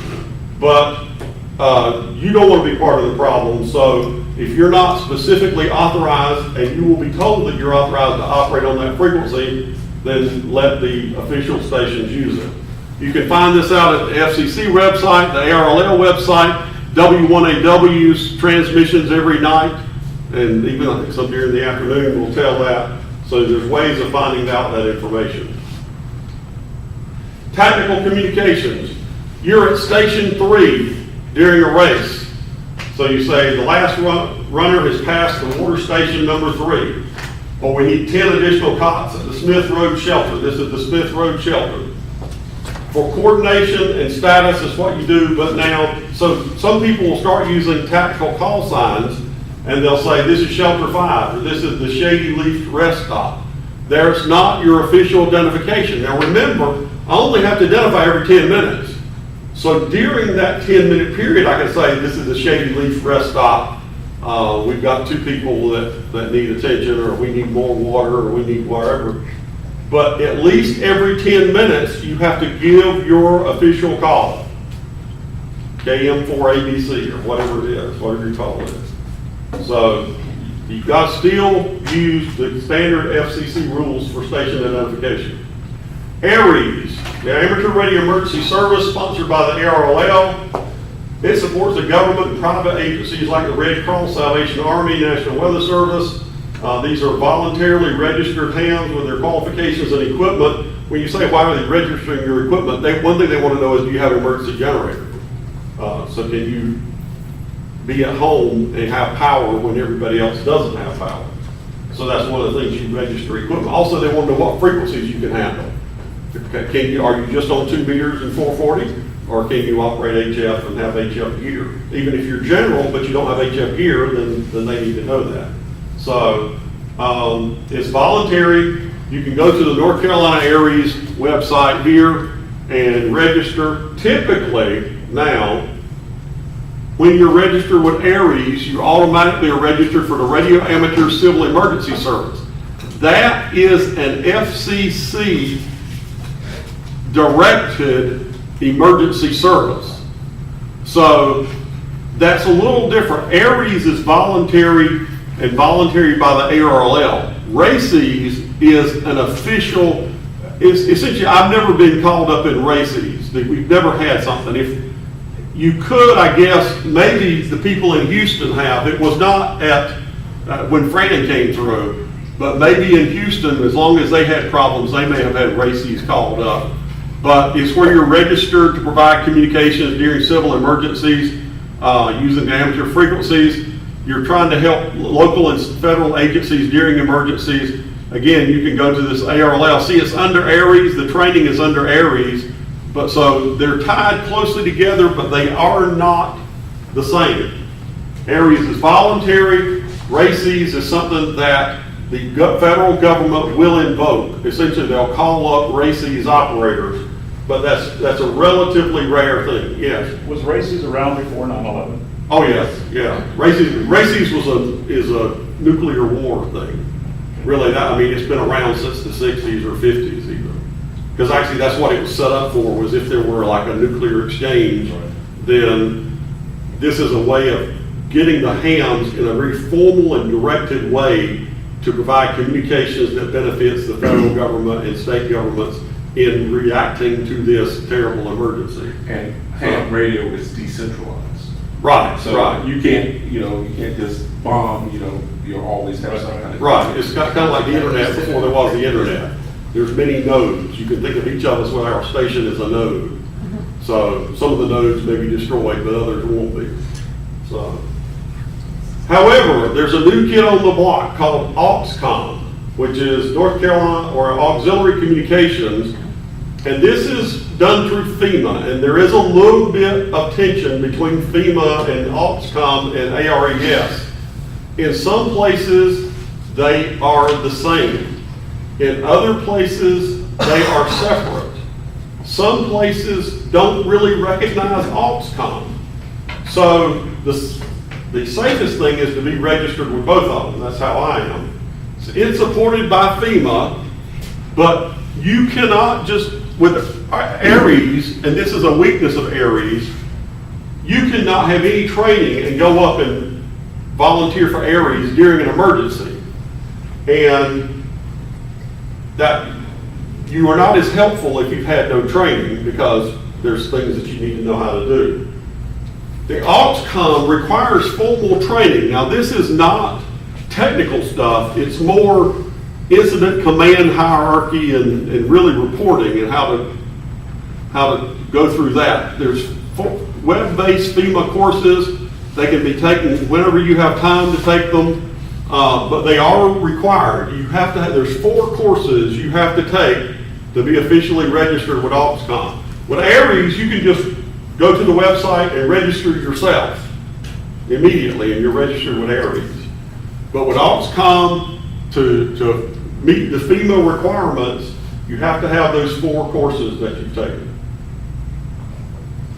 Distress calls. If you are in immediate danger or require immediate emergency help, the rules say you can make a distress call on any frequency you think will cause you to be heard. That means if you're a a technician class operator, and you have an emergency, let's say it's like at Houston, and flood waters are surrounding your house, and you tried on 2 meters, all the repeaters are down, you've tried on 10 meters and nobody can hear you, then if you're in immediate danger, you can get on any of the ham bands and call help, help, Mayday, Mayday, SOS on Morse code.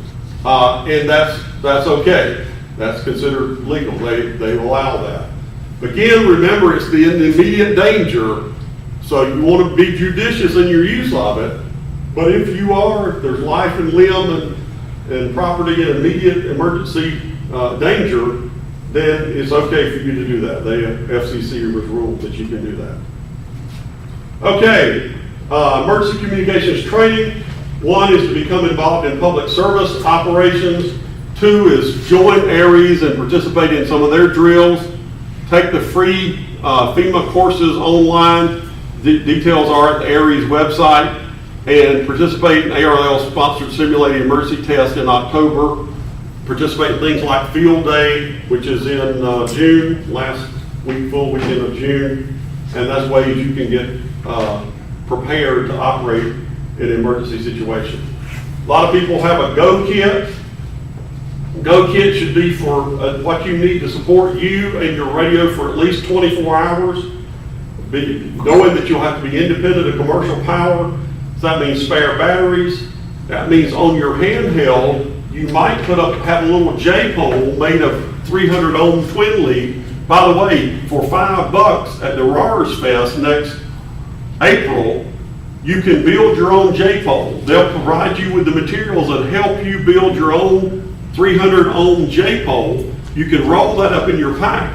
And then if we're in a building, rather than just using my not very efficient rubber duck or even quarter wave, I can hang that from the ceiling, plug my handheld into that, and have a much better antenna. So other antenna options are something you should consider. You need to know your radio. That is something that public service will help you. Radios now are very complicated. Almost every radio, you can download a manual online. You get a manual with it, but you can download another one. The reason I mention that, I like to download it, print it out, and not carry my main manual, but carry a printed copy with me, because unless you use your radio every day and every function of your radio every day, which almost nobody does, you may need it to do something, you don't remember what buttons I gotta press to get it to do it. So if you have a manual, you can quickly flip through that and tell you how to use your radio. But public service is a good way to get more familiar with your radio. So you would need to know your radio. Consider headphones, earbuds can be good. I had a situation, two situations during Fran where earbuds and headphones worked out well. Open headphones, not the ones that cover your whole ear, but headphones you can listen to, because I was at Wake County Emergency Operations Center, and they did like every 3 hours a report. They went around to all the communications and health and services and all these and asked for a report. And we were having a net at one point when they were doing that, so I wanted to be able to hear what they were saying, but also listen to the net. So I had the headphones on, and I could hear through the headphones what they were saying going around the room, but I also was hearing what was going on during the net. So a pair of headphones or earbuds and headphones, spare equipment of several kinds are what you need. Again, with this 24-hour minimum, and that includes some food, power bars and that kind of stuff, and water. You don't want to become part of the problem. You want to be part of the solution. So if you require a bunch of stuff, then you maybe become part of the problem. Now, food was not a problem during Fran after the first day. We had more food than we knew what to do with. Red Cross came out and had food, and so, but anyway, for the first 24 hours though, you may not have anything. Think about, again, these things you've seen in Houston, things you've seen in Florida, and things that you're seeing now in Puerto Rico. Okay, MCONY, your employer, you may not operate a station for compensation of any kind except teachers can use ham radio as a part of their instruction. So they're a teacher, their own salary, they're teaching the kids, but they can include ham radio as part of the curriculum and part of their instruction if they want to do that. We like for them to do that. The ARRL is allowed to pay an operator to transmit bulletins and code practice on W1AW.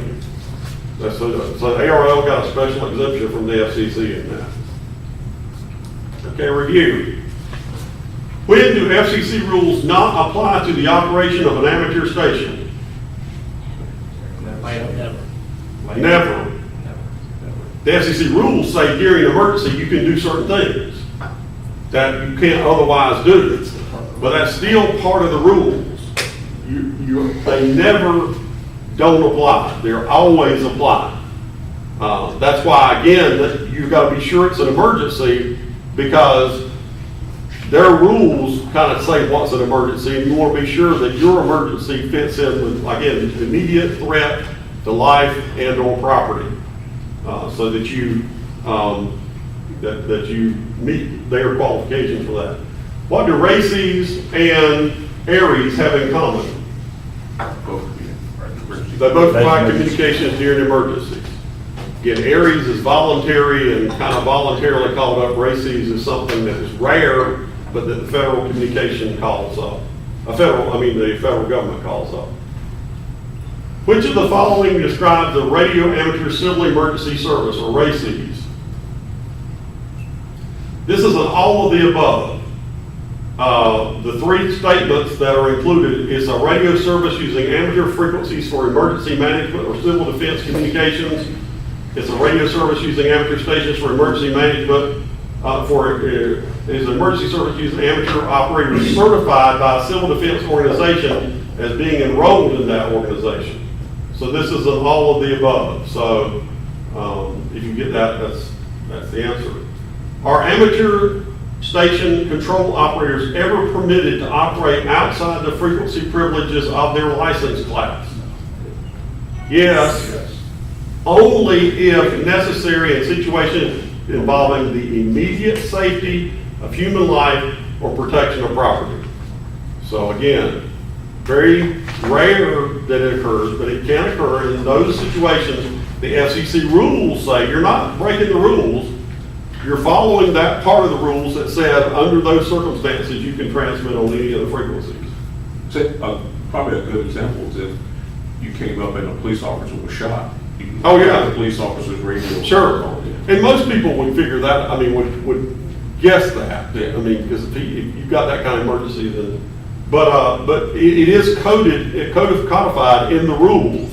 So you're not breaking the FCC rules, you're doing something that's unusual, but you're not really breaking the rules. I mean, you never break the rules, but sometimes the rules get really loose if there's a immediate threat to life and property. What is the amateur radio emergency service? It's licensed amateur who have voluntarily registered their qualifications and equipment for communications duty in the public service. So it's voluntary, it's registration of qualifications and equipment. Qualification in this case mainly means your class of license and your equipment for emergency public service duty. Questions? Any questions on this? Is there a subgroup in RARS that deals with emergency, or is that just? That's Aries, it's Aries. It's not, SWL, is that Skywarn? SWL? no, just to be your shortwave listening. Okay. That's the scanner shortwave listening group is just a group of, that's the one group that I started, scanner listeners and shortwave listeners. No, emergencies, Aries or RACES or AUXCOM. There. And let me tell you, I'm from Johnston County originally. I live in Wake County now, and lived in Wake County most of my life, although I get down to Johnston County a lot because my mother lives there. But I was at the Johnston County Aries meeting, and right now, Johnston County doesn't really care about AUXCOM and FEMA. They say, we'll take you if you volunteer, you don't have to have those FEMA courses. So, but Wake County is just the opposite. Wake County, if you want to volunteer for emergency services, then you've got to have taken those FEMA No, courses. I'm just saying. Well, it really depends on who you're gonna be working with. That's right. I mean, a lot of emergency stuff is very, very political. Yeah. And if you don't follow, well, I'm from Durham County, so same thing there. Yeah. So, Yeah, it is. And the sad thing about it, and I was talking to a relatively young ham not too long ago, and they talk about cliques or different groups that form. Different groups form in every organization, and it just happens, and it's sad, but it does happen. So I try to steer clear of those things when I can, but unfortunately, you sometimes have to get involved with it. there's one thing that ham radio goes up in, especially like Aries. The thing they do is they make memorandum agreements with organizations like Red Cross, Salvation Army, and so set up, partnerships. But then, depending on the politics, and depending who your head of your Aries group is if they're gonna really use that memorandum agreement. Yeah. So it's like I say, you'll encounter a little of that, hopefully not so much, but you will bump into that occasionally. Field day. This is a layout of field day before this year.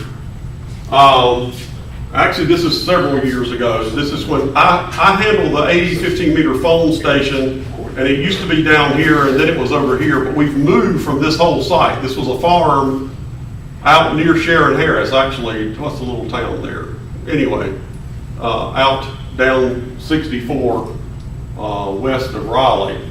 And so we had stations here for 6 and 2 meters digital, 80 phone, 20 phone, the GOTA station, we'll get to that in just a minute, 20 CW, 160 CW, 40 CW, et cetera. You want to have some CW stations in field day because CW contacts count as 2 points. Voice contacts only count as 1 point. So if you, and yet, the joke is, it's not a contest. But you're still trying to score points. So anyway, you have to put up temporary antennas. Sometimes you use slingshots. I now have a pneumatic spud gun. I told you that we used in the mountains, where you shoot a fishing sinker over and you pull the ropes up. And all the stations have to be generator powered in field day. And we operate 24 hours in field day, so it doesn't mean you have to sit there 24 hours, but we switch out people and we're going in. It's real funny because we didn't have that many people one time about 3 or 4 years ago, and I was sitting there with another guy, and it was like 3 o'clock in the morning or 4 o'clock in the morning, and I had been there since we put the stuff up. We put the stuff up and all that and started operating, and I was exhausted. And it's one of the few times in my career I've ever wanted there not to be any more stations calling. I wanted to take a break, and finally I just told the guy, I said, look, I mean, we were still having plenty of contacts. I said, I just got to take a break. So I went and actually slept for about an hour in the truck. And but somebody is operating 24 hours a day. Doesn't have to be me the whole 24 hours, but somebody is. There's something called Get on the Air station, the GOTA station. That's for people who have never operated, well, not never operated field day. It's for people that have just been licensed or people that haven't been on HF for something like 2 or 3 years. And it gives you a chance to be with somebody that walks you through how to use the HF radio and how to make field day contacts, etc. So that gives you, so there's a special station. If you want to come out to field day, again, it's the last full weekend in June. You're certainly welcome, even if you have no experience. Typically, you go to GOTA, and we'll try to find a spot for you, usually on the 80, 15-meter phone station. We have a lot of newer people using that particular station. So it's great. Field day is something I've participated in most of my ham career. And it's, like I said, it's always enjoyable. It's hot and there's mosquitoes, but it's still enjoyable. DX, we talked about working distance stations. That can be on single sideband, digital, code, whatever. If you're using distance stations on UHF, VHF, then you pretty much need a multi-mode rig. Multi-mode, your typical little handheld that I brought and whatnot is just FM. I can only transmit on FM. Well, for DX and DX stations on UHF, VHF, typically you're going to be working more single sideband CW or digital, and you need a multi-mode rig. So that's one of the requirements. It's not a legal requirement, but it's a practical requirement. In a contest, you want to make as many contacts as possible in a specific time, so it's very fast-paced.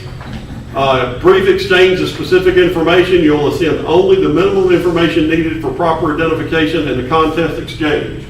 In fact, hardcore, many times on field day and a few other contests, at the end of the contact, we'll pass the information. There's certain information every contest requires that you pass. In field day, which isn't a contest, but in field day, it is your call, signal strength, and the section, the ARLL section that you're in.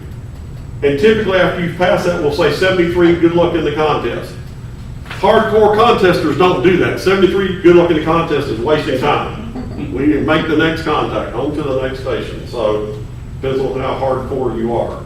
But it's not a time to rag chew. Generally, you don't sit there and just chat with people. Get the information, move on to the next station. Special event station is an operation for a day or a weekend. Novel operations publicizing specific activity or significant historical event. And one thing now over the past 15 years or so that you'll find in some special event stations is a call like this, W4C. A 1x1 is not legal in any other circumstances, but you can get a 1x1 temporarily assigned to a special event station. So if you hear somebody say W4 Delta, Whiskey 4 Delta, that may be the whole call for a special event station, like working at some people work at the USS North Carolina. Some people use some of the old ham radio or old radio gear, military radio gear on the USS North Carolina. And so that can have a special event call. And a special event call can be 1x1.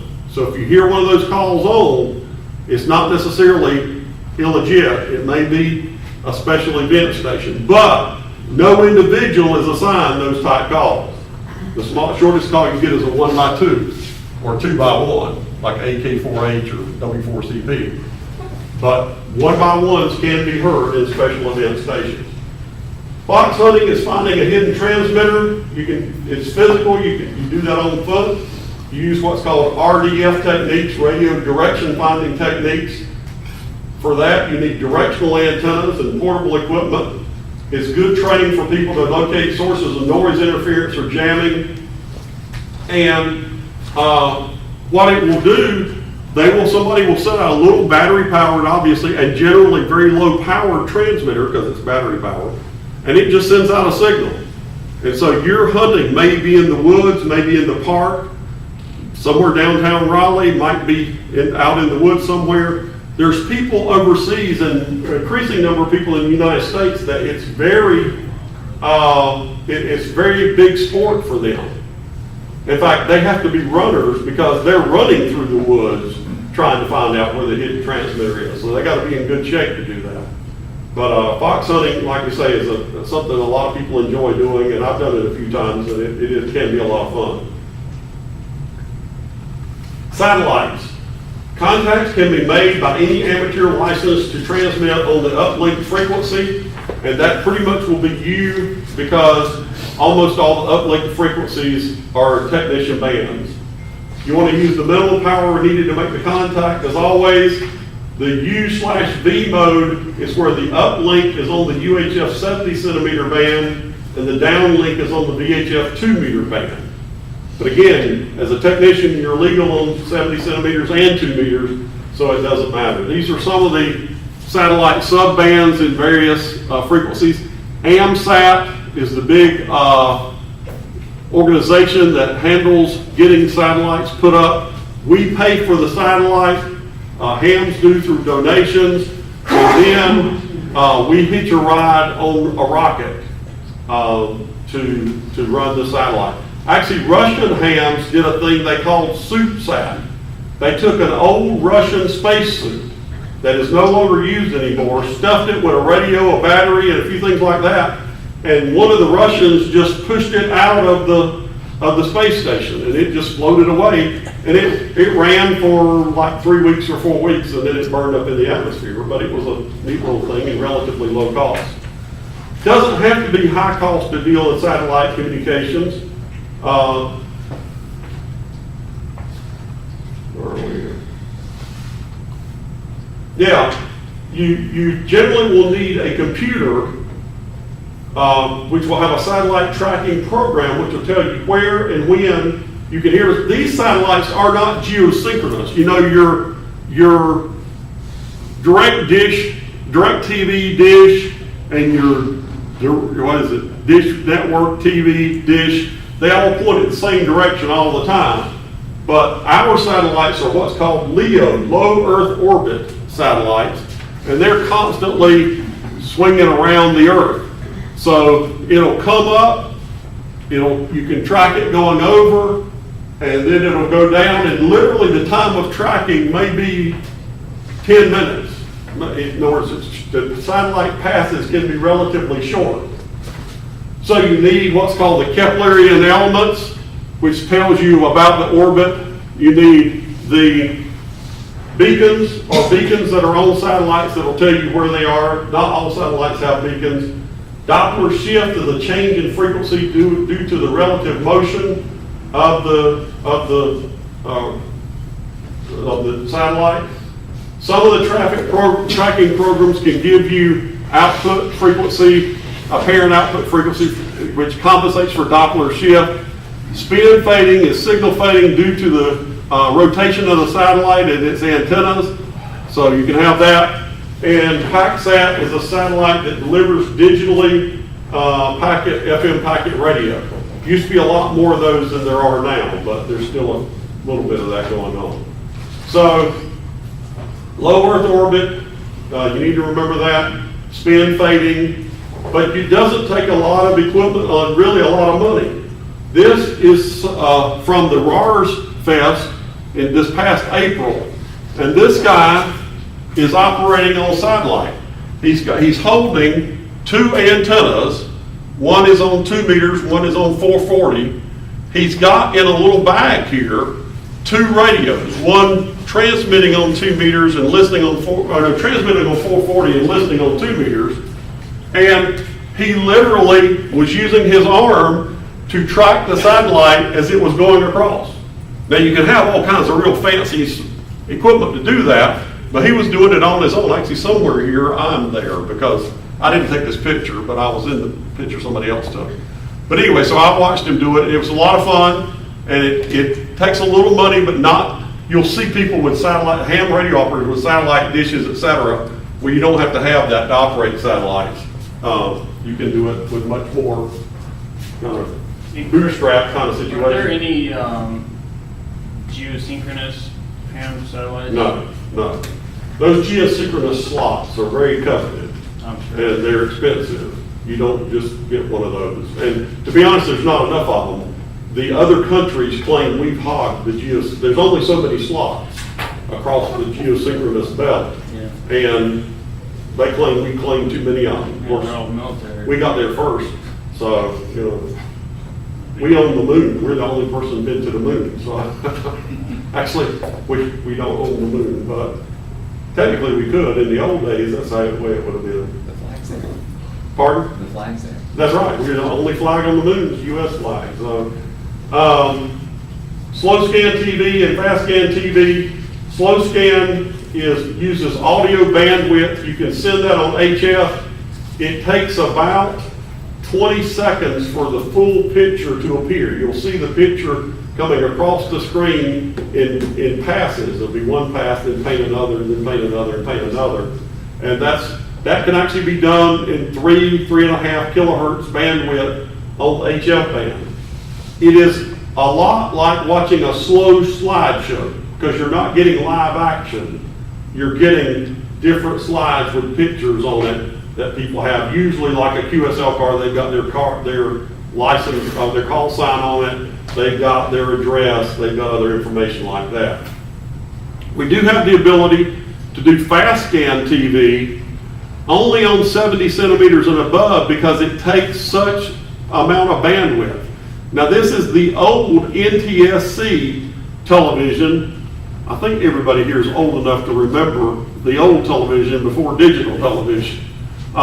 So that's the old style NTSC television, but it still takes a lot of bandwidth. And so that's called fast scan. The other is called slow scan. But we have abilities to do both types of television. Moon bounce, meteor scatter. In meteor scatter, first of all, moon bounce is you reflect signals off the moon. With meteor scatter, you use ionized meteor trails. EME stands for Earth, Moon, Earth. That's what's also called moon bounce. There is a new program that uses slow speed, narrow bandwidth techniques. It's called JT65 for a fellow named Joe Taylor. Joe Taylor happens to be a professor at Princeton University. I think he may be a professor emeritus there. He also is a Nobel Prize winner. And I got a chance to meet him and shake his hand at the 100th anniversary of the 100th anniversary of the ARLL. They had a big ham fest up in the Newington area, up in Hartford, and I got a chance to meet him and hear him talk and whatnot. He's a very smart man, a very interesting person, And what that means though, this slow bandwidth techniques means that you don't have to have these huge steerable dishes and what causes spin fading. What did the initials LEO tell you about an amateur satellite? That it's low Earth orbit, that's right. What is a commonly used method of sending signals to and from a digital satellite? Packet.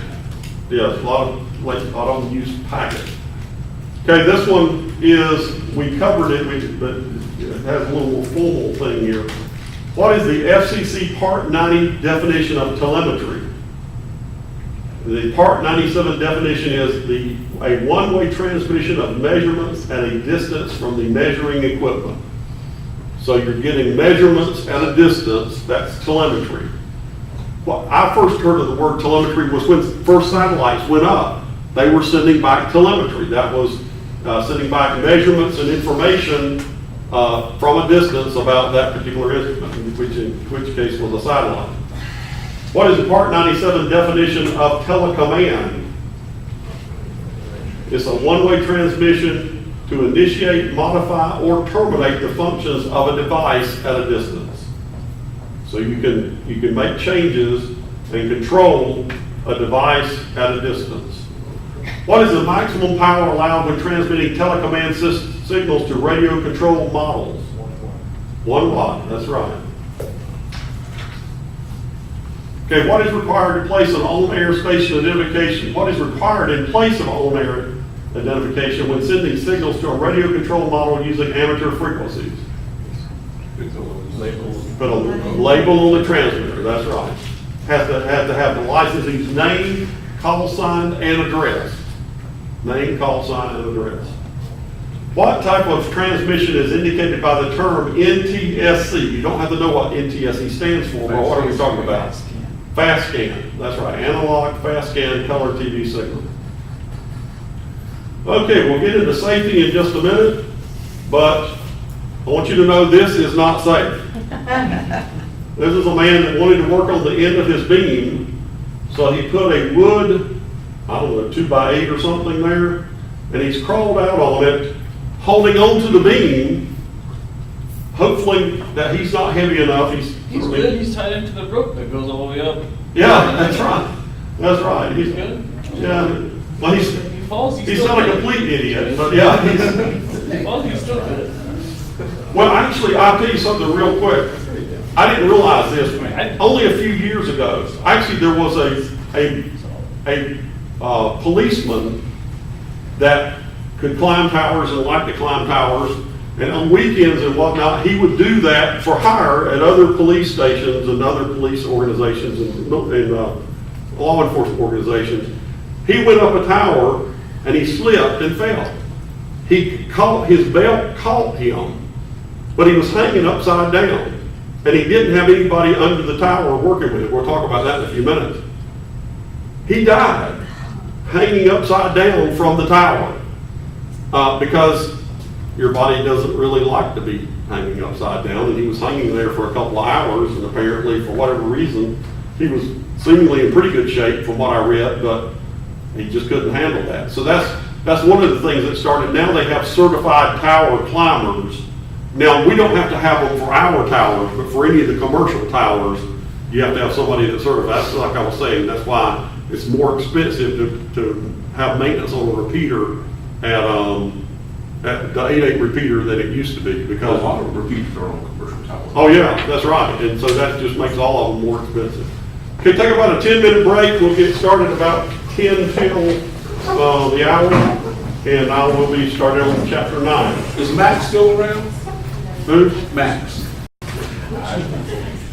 Okay, There was someone that came. we're covering safety now, and we just covered how safety harness won't save you necessarily if you're on the tower. We'll get a little bit into tower safety, but not a whole lot. We'll cover electrical safety, RF exposure, and mechanical safety. RF exposure is a little complicated, but we will try to tell you enough of what you need to know for that. Electrical safety, and we always talk about, it's always embarrassing when a ham operator gets electrocuted. I mean, being killed is bad enough, but you got killed doing something you should know something about. So that adds insult to injury, as they say. So electrical injuries include shock and burns. It generally results from current flow through the body, and the damage is primarily through the fact that it heats up parts of the body. So it causes problems and can destroy tissue by heating up the part of the body. It also disrupts the electrical functions of the cells and can cause involuntary muscle contraction. When I was in high school, we did not have, in those days, there was no engineering in high school or anything around. And so what I did was, rather than taking a study hall, I took some vocational courses. And so I took the vocational electronics course. And I was already a ham at that point, but still just I wanted to play with oscilloscopes and stuff like that I didn't have at home. And he had something, I wish I could find one now, although it probably they wouldn't let you use it now because it's probably too dangerous, but it was run by battery. He would put a strap on your arm right about here, and he would take a probe and he would touch different spots of your wrist. And when he would touch one spot, your finger would start jerking. I wasn't making it jerk. The electrical pulse was making it jerk. And what he was showing, and then he'd hit another spot and the middle finger would jerk. And then he'd get another spot and your hand would make a fist. I was not causing it to make a fist.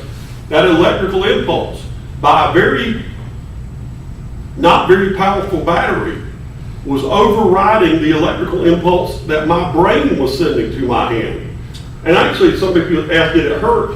The only time it really hurt was when I was trying to resist it. Whenever my hand was a fist and I was saying, open, open, open, and that's when it hurt a little bit. But what it showed us very graphically is your nerves send electrical signals to your muscles and to your body. And that was just a little battery-powered, almost toy, but it showed very graphically that not a whole lot of power can overpower my signals that I send to these muscles. So if I hold on to something and it causes me to grip, and I'm getting electrocuted, I won't be able to tell myself to lessen the grip. The power of the electricity will be much greater than my internal generated electricity. So it can and will disrupt the electrical functions of the cells. It can cause involuntary muscle contractions, and that can just complicate things. You grab something you shouldn't have grabbed, it shocks you, and now it can cause your fist literally not to open, even if you're telling it to open. Because it doesn't take a lot of electrical power to override the signals that your brain sends. So anyway, both AC and DC can produce injuries. 30 volts may force enough current to cause a shock. 100 milliamps, if you get that, death is likely if it's flowing through the heart. That's the real key. If you're doing a situation where you're doing here, your hand going up one arm and across gets really close to the heart. So that's one of the reasons, one of the old timers rules for working on a radio is keep one hand in your pocket. So you only have one hand so you don't get that path through the heart. That doesn't mean you can't be electrocuted, but it makes it a little more difficult. Now RF frequencies have what's called the surface effect. They flow along the surface of the skin, they flow along the surface of conductors, and they can cause burns, and they can cause some pretty severe burns. So, that all those things are things we have to watch out for as we're working with electrical systems in radio. Remember again, voltage is greater than 30 volts can cause a problem. So anything that can deliver more than a couple of amps, you want to be extremely careful on. You don't want to work alone. We showed earlier, these type of capacitors can be dangerous. They can hold a charge a good while after the power has been removed. They will only give it to you in one pulse. Again, they're kind of like batteries that discharge immediately. but that one pulse may be enough to hurt you or kill you if it's a big enough capacitor. Don't bypass safety interlocks. I hate to tell you that because everybody bypasses safety interlocks. You shouldn't. I've been with electricians doing work for me that we had to put equipment on live equipment, and they bypassed the safety interlocks. If you're supposed to, in the high voltage, anything above like 100 or 200 volts, you're supposed to wear the arc flash gear. I showed you the picture, I think the first day of me in arc flash gear. But so knowing that everybody almost is going to bypass the safety interlock at some point, just know you have got to be 10 times as careful once you're in that situation. Once you've passed the safety interlock, you're really on your own. If you don't know what you're doing, you always need to have somebody, at least somebody in the house, but really somebody around you, because if you get shocked and fall over, you may not get a chance to call out even, to say help. You may be on the floor before you know it. I've heard stories of that. So you need to have somebody around that's at the very least checking on you periodically, because you can be shocked and it can be almost instantaneous. Okay, other people in your house need to know where the master power switch is. Everybody needs to know where it is and how to use it. Kill all the power in the house. So if it's an emergency breaker, how do you shut off all the power or you can also have power to your station. Some people have a special breaker they install in the Radio Shack or radio room that kills all the power to their equipment. That's not a bad thing to have. And if you have one though, the other people in your house and even the friends that are over quite a bit or whatever need to know where it is and maybe have it clearly labeled. Now, breaker for your whole house is going to be in a breaker panel somewhere that's usually on purpose hidden or kept where it's not self-evident. But if you have a breaker in your shack, then you can have it where it is very evident where that is. But whatever you have, you need to make sure the people that are around you, friends, family, etc., know where it is and know how to turn it off. Also, CPR training is very important. I have to confess, my CPR training is overdue. It expired. Now, obviously, the day it expires, I don't forget everything that I knew the day before, but it means that I need to practice. It's like everything else, practice makes perfect. So I need to take the CPR course again to get some practice and to refresh myself on exactly how to handle an emergency. By the way, stupidest story in the world, well, not the stupidest story, a very stupid story. Somebody at work, I was not there, this is related to me secondhand, was shocked and fell over on the floor. They were shocked, pretty mild shock. And they were sitting up and talking to the people, so they weren't hurt seriously. One other person went and got one of the defibrillators, one of the portable defibrillators, and was going to use the portable defibrillator on. You don't use it when they're up and talking. You use it when they're down and not talking and not breathing and their heart's not beating. But, so we came up with the idea, if you're having a bad day and you're just feeling kind of sluggish, just take that defibrillator. That'll pump you up. That'll get you going, yeah. So we figured that might become a new trend, you know. You're having a sluggish day, just hit them with the defibrillator. So that'll help them. So, but anyway, so yes, you do not use the portable defibrillator devices if the person is sitting up and talking. Okay, fire safety and grounding. Well, typically every house built now or remodeled in the past 40 years has the 3-wire system. It's to prevent shock and hazard. It grounds exposed metal surfaces. This shows the wiring to it. You've got the narrow blade, which is on the side of the gold color screw, the wide blade here, silver color screw. By the way, you don't have to memorize this. I just thought you'd find this interesting. The earth ground is usually, by the way, the hot wire is usually black, the neutral is usually white, and the earth ground is usually green or a bare wire. This is the NEMA standard for this. So for 120 volt AC, VAC wiring. So that's just something I thought you might find interesting. GFI stands for ground fault interrupter. It shuts off if there's an imbalance in the current. It prevents lethal currents through you, what will trip. If you build your own AC power equipment, always include a fuse or circuit breaker in series with the AC hot conductor. Remember, if you're dealing, I guess some of you, I heard some of you say, Carl couldn't be here today, he's out of town, but he works more with old equipment than I do. But you got to watch out with old equipment. In some cases, that the metal frame of the equipment is actually on the neutral side. And so that means all it's just doing is waiting for a connection to the hot side to give you a nasty shock or worse. So what most people do in those situations is they have what's called an isolation transformer that helps prevent shock. And also things like ground fault interrupters as well. Because it shuts off the current on the imbalance, it can prevent the lethal currents going through you.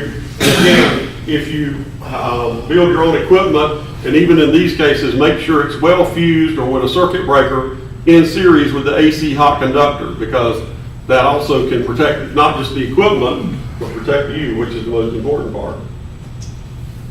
In mobile installations, we touched on this briefly. You want to fuse both the positive and negative leads, and you want to fuse them at the battery ground.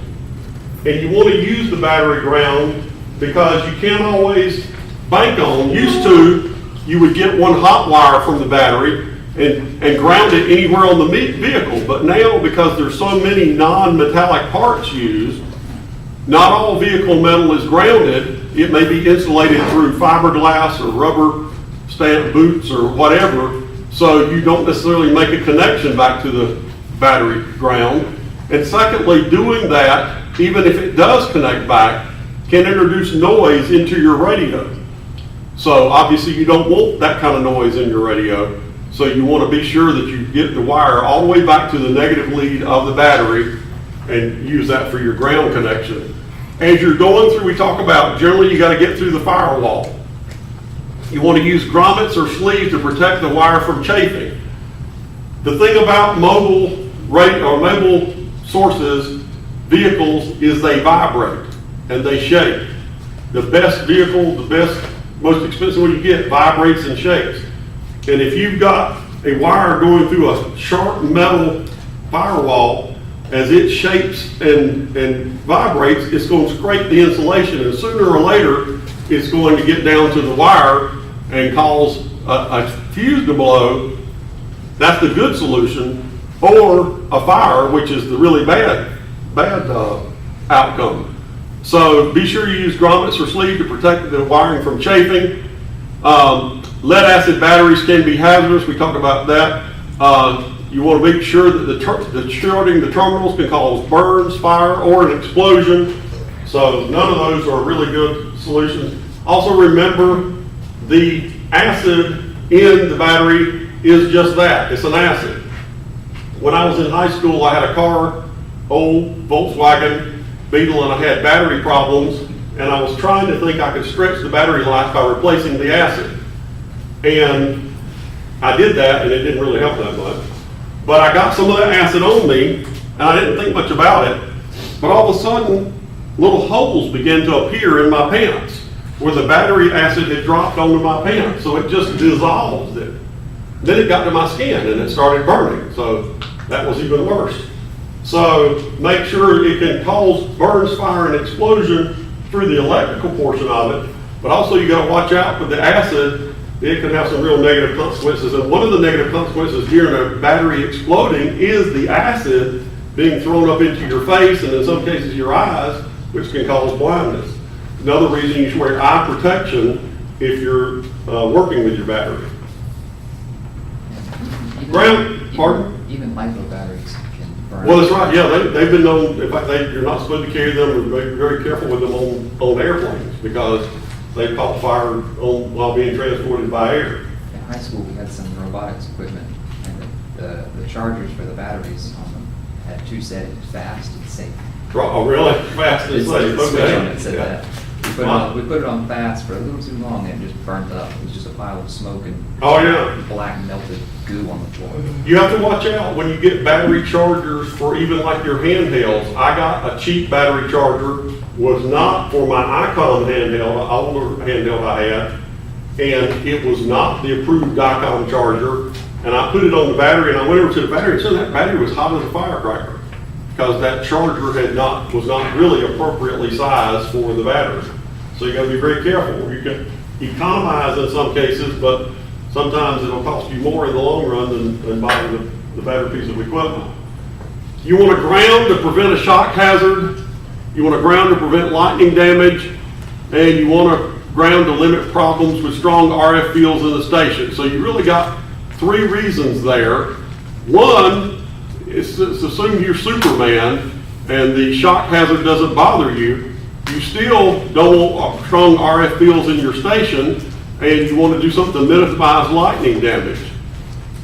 There's lots of things we want to do to eliminate shock hazard. One is connect, and we saw some of this before, is some of the same things that you do for RF purposes. You want to have everything at the same voltage, connect all equipment to a grounded bus.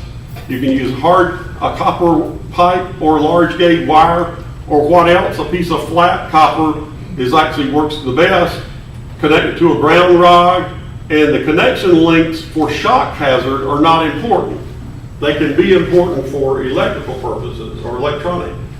Lightning ground. Lightning gives you large currents. It's high voltage, which causes arcs and fire all over the place.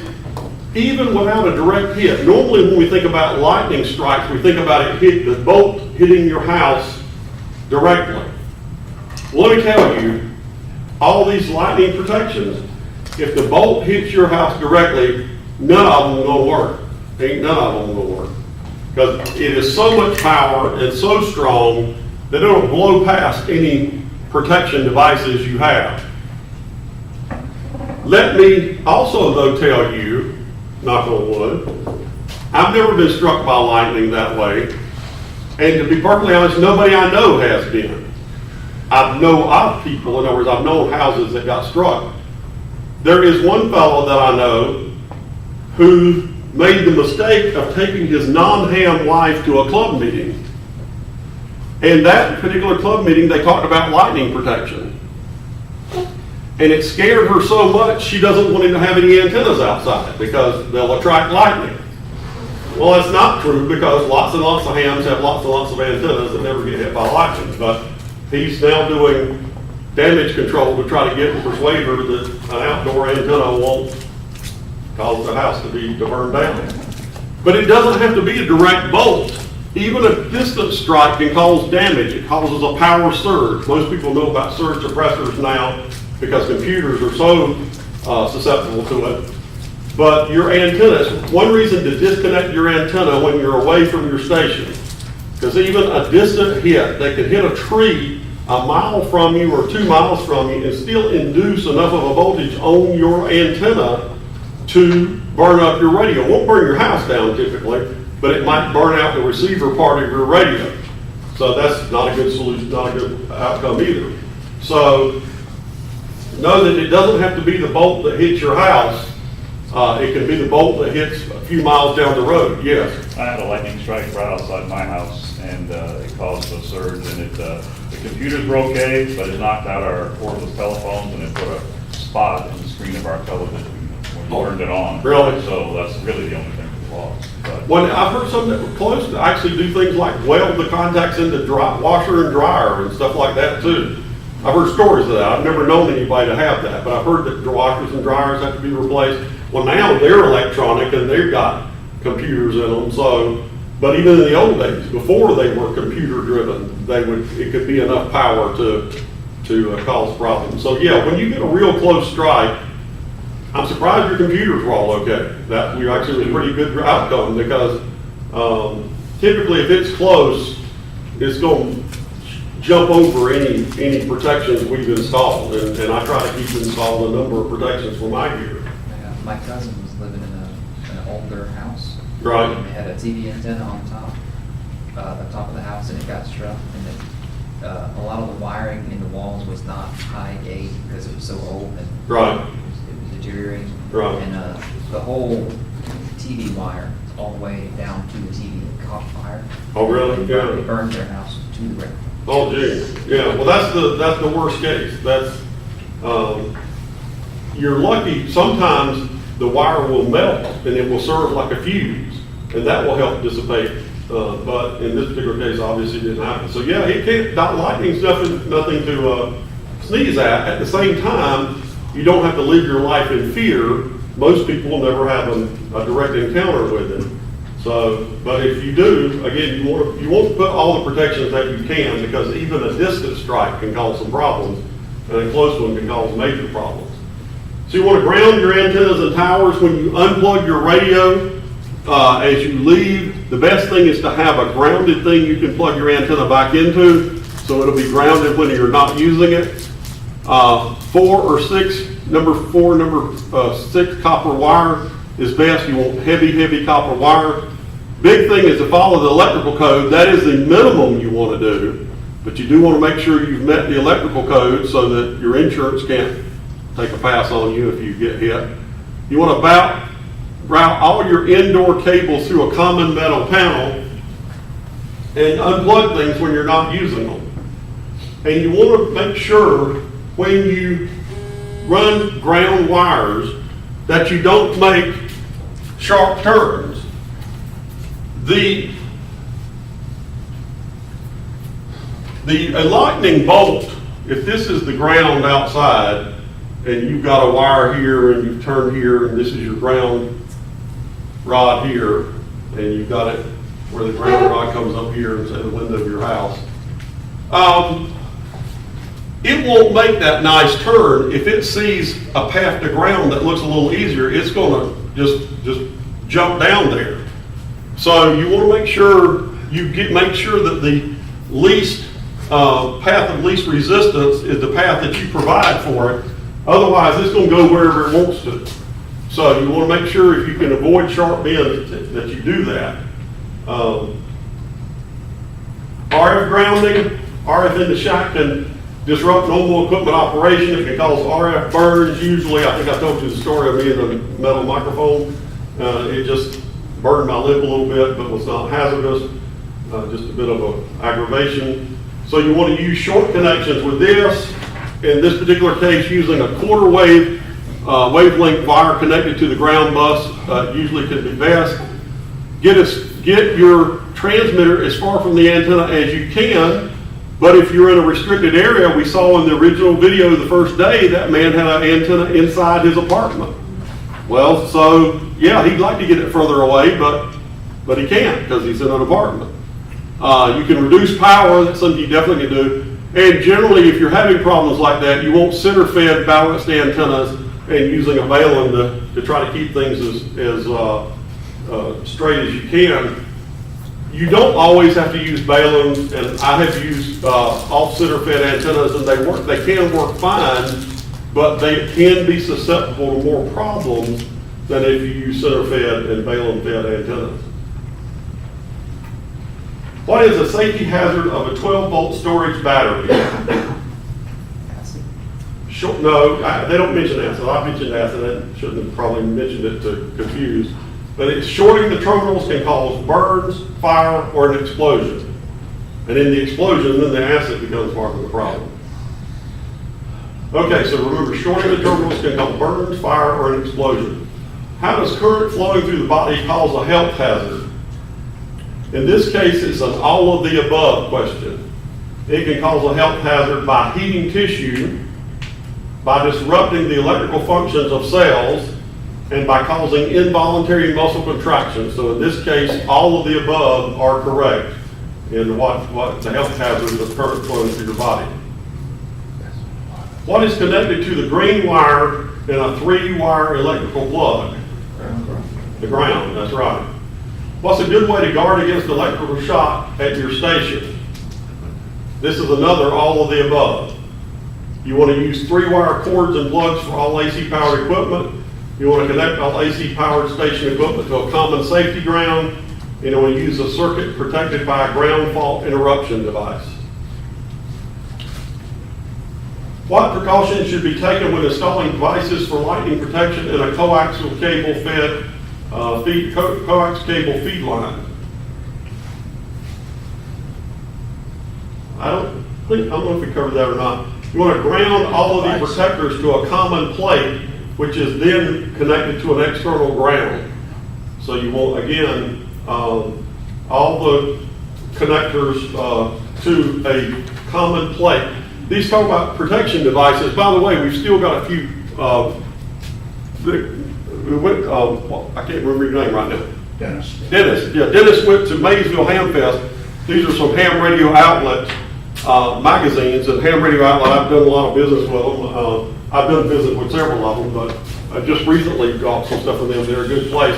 And they will have devices you can put on your antennas that will help shunt high electrical voltages to ground before it hits your equipment. Again, direct hit, it all vaporizes, nothing works. But less than that, they can work. But when you have those type production devices, and they sell them, and all the radio suppliers sell them, you want to make sure they're all grounded to a common plate, which is then connected to an external ground. So that's the answer to the last question on that page.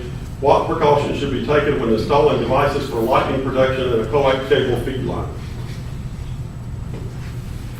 What safety equipment should always be included in home built equipment that is powered from 120 volt AC power circuits? Fuse or circuit breaker. In series with the hot conductor. What kind of hazard might exist in a power supply when it is turned off and disconnected?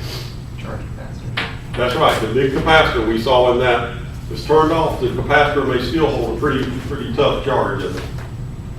Which of the following is true concerning grounding conductors used for lightning protection? Just mention that. Sharp bends should be avoided. The lightning will not follow the sharp bend. It's going to take whatever path it wants to take. You got to make it attractive to take the path you want it to take. What establishes grounding requirements for an amateur radio tower or antenna? Local electrical codes, that's right. And remember, that should be a minimum. You can want to do more than that, but that's the minimum. Which of the following is good practice when installing ground wires on a tower for lightning protection? We covered that briefly. You want to make sure that all the connections are short and direct. You want to be short, again, to provide the least resistance path for the lightning, and also direct to the grounding rod. Again, things in there will just wind up vaporizing. Any questions on that? Okay, RF exposure. RF radiation is not like radiation at a nuclear plant or a nuclear bomb. It's what's called non-ionizing radiation. It does heat the tissue, and you want to limit your exposure to RF fields, but it doesn't damage the DNA in your body. It mainly heats and disrupts the electrical functions. There's something that we have to be concerned with called SAR, specific absorption rate. And we'll get into that more in just a minute. Okay, this shows the difference between ionizing and non-ionizing radiation. We get down to power lines, which are essentially 10 hertz or less, down to DC. Here's where the amateur bands are. Infrared's about here, visible light in this part of the spectrum. Then you get to ultraviolet, which is here, and ultraviolet begins to leak over at about 30 picohertz into the, no, it's petahertz, not pico, pico's small, peta, P-E-T-A, I believe. You get 10 to the 16, 10 to the 17th power. You start getting into ionizing, which is the radiation like we think of with nuclear, where you get into X-rays and then gamma rays. But the rays we're involved with down here in the radio world are far removed from the ionizing type rays that we deal with nuclear power.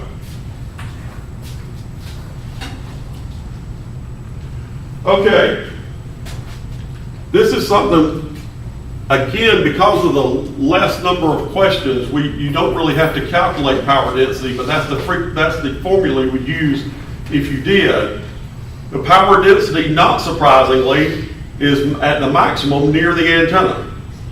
It's also in the direction of the most antenna gain. Remember, we showed you what a beam does and it focuses the power in one direction. Well, the maximum density is going to be here and not here behind the antenna.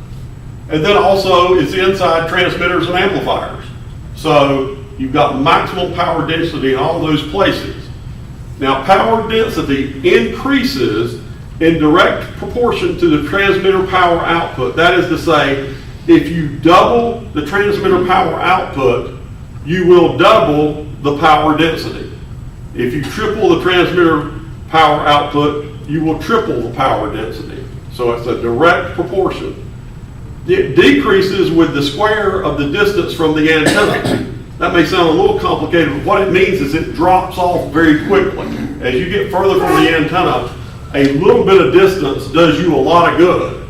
And even more distance helps you even more. So it decreases quickly as you get away from the antenna with the square of the distance. So RF safety is based in part on how much power you're using and how far away you are from the source of the radiation, the RF radiation. Okay, your specific absorption rate depends on the frequency that you're using. There is what's called MPE, maximum permissible exposure levels. So in the frequency square absorption rate, that's the absorption rate of the human body to absorb radio waves. So where the SAR is high, the maximum permissible exposure level drops low. And that's right, of the bands that we use, 6 meters and 2 meters have the lowest maximum permissible exposure level, MPE, because they're more readily absorbed by the body. And this is just a chart that shows, and you see how it drops down there. Okay, MPE limits are adjusted for 2 types of exposure, and I can tell you, before we read the fancy version of it, a controlled environment means the people know they're being exposed to the radiation and they agree to it. They essentially say, okay, that's okay with me. I don't mind it. I'm willing to take the risk, or I don't believe the risk is that high. An uncontrolled environment is the people that don't know they're being exposed to it. That's people that walk by your house, or in the case of a mobile station, people that are standing next to your car with their car in a parking lot, and they're loading groceries into their car, and you're transmitting, and they're being exposed to it, and they have no idea they're even being exposed to it. Because it doesn't, again, like we say, you don't feel it unless you're getting physically shocked. So the MPE limits are lower for an uncontrolled area. Somebody who doesn't know that it's happening to them need to have lower limits than somebody who has more or less tacitly agreed to be exposed to it. So again, controlled environment, an area where people are aware of their exposure and they can take steps to minimize it. This can include your property. So you and your family, friends that come to visit you that are particularly ham radio operators, but even other people that you tell, that's the controlled environment. The uncontrolled environment are people not aware of their exposure, such as public areas or in your neighbor's yard. So if your neighbor is out raking leaves and you're working a contest, you're on the air a lot, they may not even realize they're being exposed. So that uncontrolled environment, the limit is much less. Okay, what it counts for is average power level. Remember, it's directly proportional to power level. And it's proportional to power level and how long you are exposed to it. So the averaging times for a controlled place is 6 minutes. For an uncontrolled area is 30 minutes. The duty cycle is 100% when RF energy is present continuously for the averaging time. That means, like, if you have a CW key, you're just close the key and it's transmitting continuously. That's 100% duty cycle. Duty cycle values account for the transmitter on times and off times, and also for the modulation characteristics. So here's what they have determined as the duty cycle. Conversational single sideband, 20%. Note 1, that's for voice characteristics and duty factor with no speech processing. Remember how we told you that speech processing is good because it keeps your average power higher? Well, in this particular case, conversational single sideband, note 2, with heavy speech processors are as 50%. So 20% to 50%, pretty big increase. So actually that tells you that for averaging higher power, heavy speech processor is good. But for exposure to RF, it works the other way. FM voice is 100%. Frequency shift keying or radio teletype is 100%.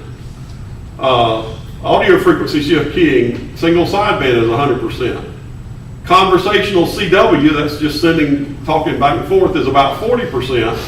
But now when you tune up with a full carrier, we were just talking about that with a system, then that's 100% too. Fortunately, you don't tune up that often. The amount of time you spend tuning up is pretty small.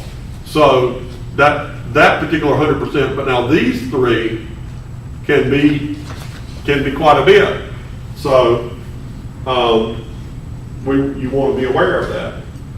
Now, here's how they average the numbers. And you probably won't remember all of this, but we need to cover it so that you at least know from how it's calculated. A 1500 watt PEP single sideband station with no speech transmitting transmits worst case 2 minutes on, 2 minutes off, then 2 minutes on again for any 6-minute period. And that's the averaging time for controlled exposure. Remember, 6 minutes for controlled exposure. So then the effective power would be 1500 watts times 0.2, that's 20% for single sideband that is not with speech processing. Then times the number of minutes, that would be 4 of the 6 minutes, means that your average exposure would be 200 watts. Now for uncontrolled exposure, that's the people that don't know they're being exposed, the averaging time is 30 minutes, and the total transmission during any 30 minutes would be 20 minutes out of the 30, because it's 6 on, 6 off, 6 on, 6 off every 6 minute period. So in this particular case, it'd be 1500 times 0.2. Again, that's the 20%, non-single sideband, no speech processing, for 20 out of 30 minutes, and that would be 200 watts. So in this particular case, it would be the same, but it could be different, just depends on what your power levels were and how long the period that you were on and off. Okay, and this is a case where if it was higher duty cycle, if you were higher 7 minutes on and 7 minutes off, the average power would be higher, even though technically it sounds like you're on half the time. But in this particular case, there'd be continuous exposure over a 6-minute period, because the controlled and uncontrolled use 6-minute or 30-minute time periods, as we already said. In this case, the average power for controlled exposure would become 300 watts, 1500 times 0.2 times all 6 out of 6 minutes. So that's 300 watts. For uncontrolled general population, the power becomes 0.2 times 1500 times 0.53. That's not a little over half of the 30 minutes, and that would only be 159 watts. So that's how the exposure there goes. This has become real big. I'll tell you what kicked this in. It's when cell phones, people started blaming cell phones for brain cancer and things like that. When I got licensed, nobody considered anything about this. It was not even close. In fact, when I got extra 25 years ago, it was not considered a big deal. There was a little mention of it. It was like I told you, my safety training when I was a young engineer was go do this and don't get hurt. That was my safety training, don't get hurt. But No OSHA. that's right. Well, then nobody paid attention to it anyway. I guess it was OSHA there, but nobody was really paying attention to what it was just literally, go do this, don't get hurt. So a CW station would be calculated a little differently. If it's say using a DH pileup is transmitting 15 seconds out of every 2 minutes, that'd be 45 seconds for 6 minutes, and the result winds up being the same for either a controlled or uncontrolled exposure. Here shows the calculation, 25 watts in controlled, 25 watts in uncontrolled.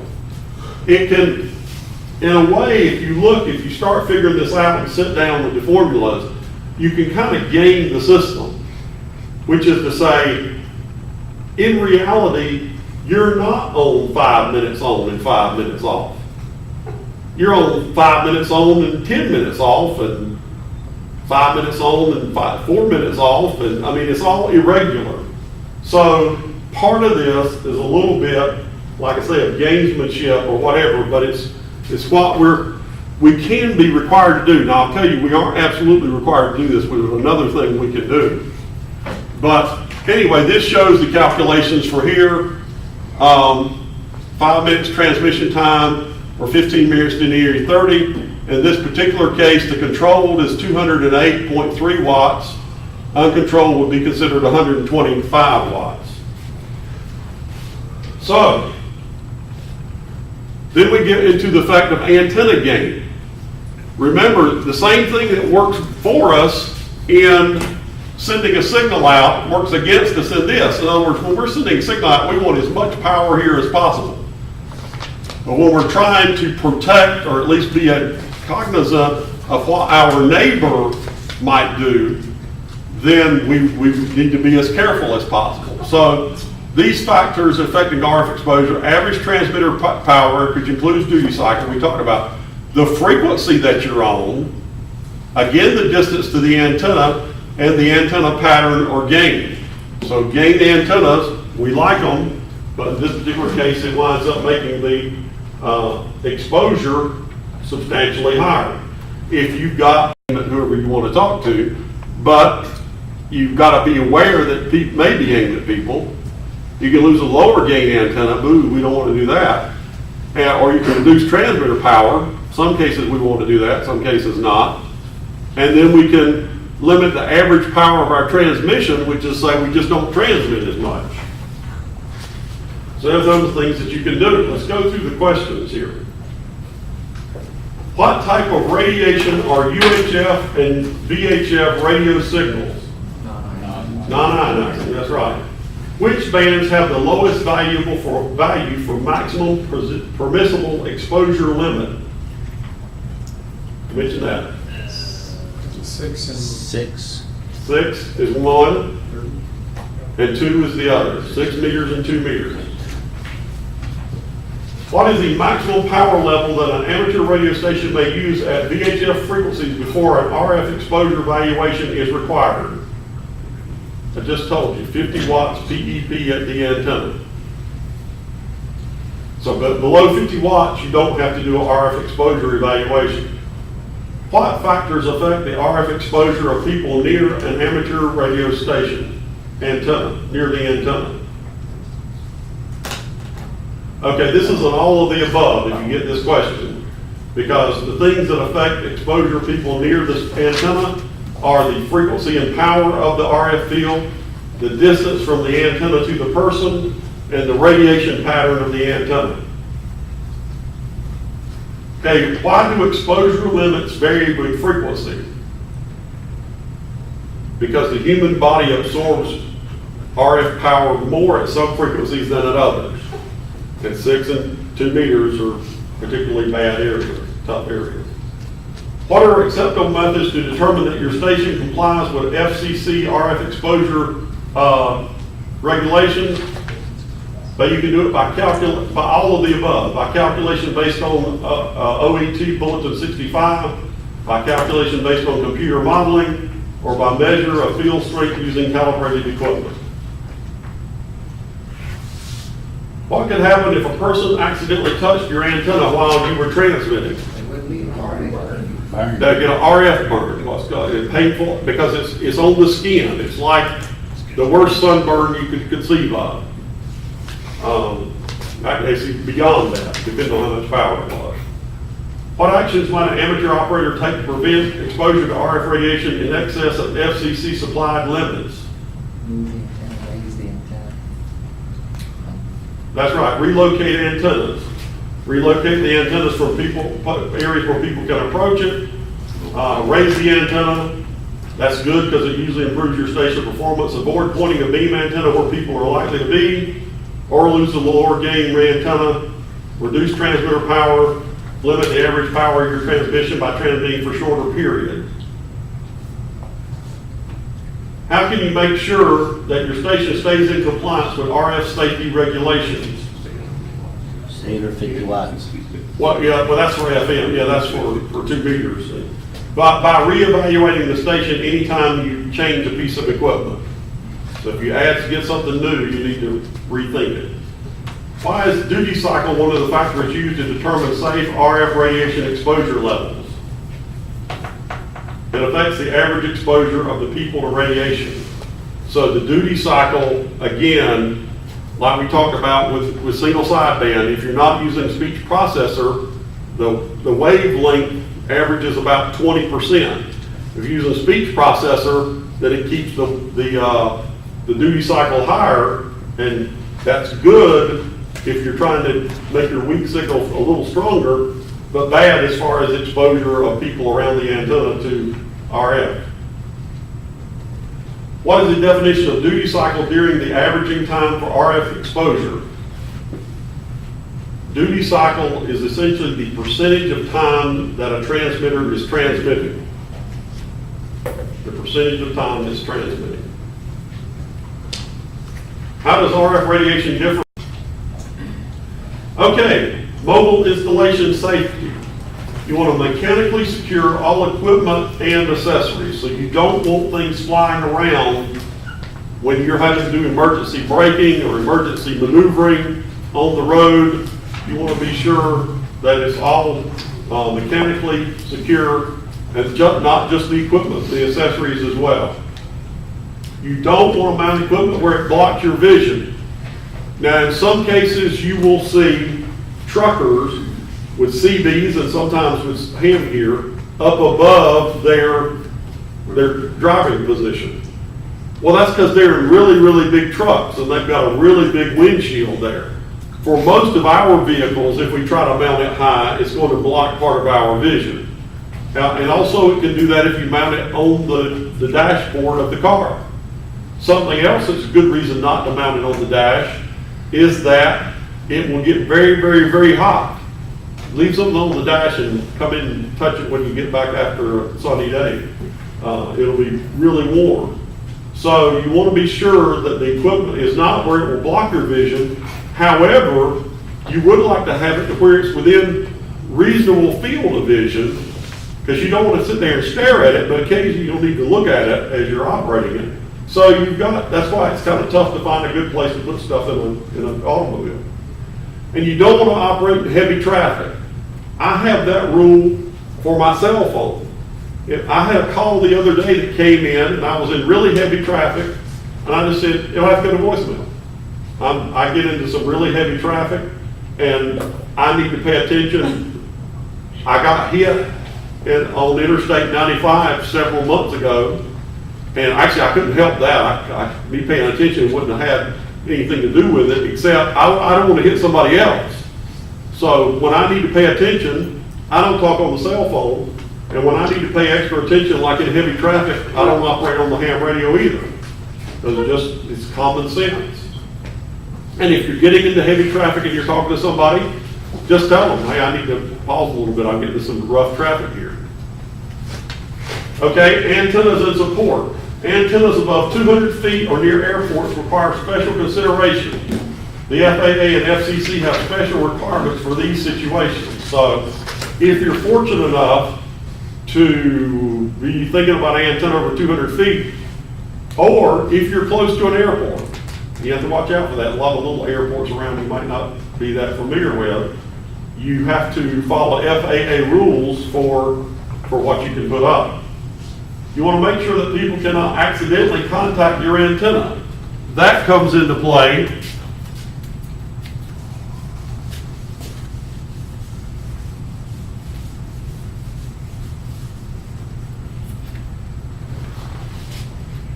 When we've got, I don't know which one of these are the best. Yeah, that's okay. We got a tree, and we got the antenna on top of the tree, and then we've got a fence here, and we've got a house here. Always have a hard hat and a safety belt. Never climb alone. There's always stories, and there gets to be stories every so often.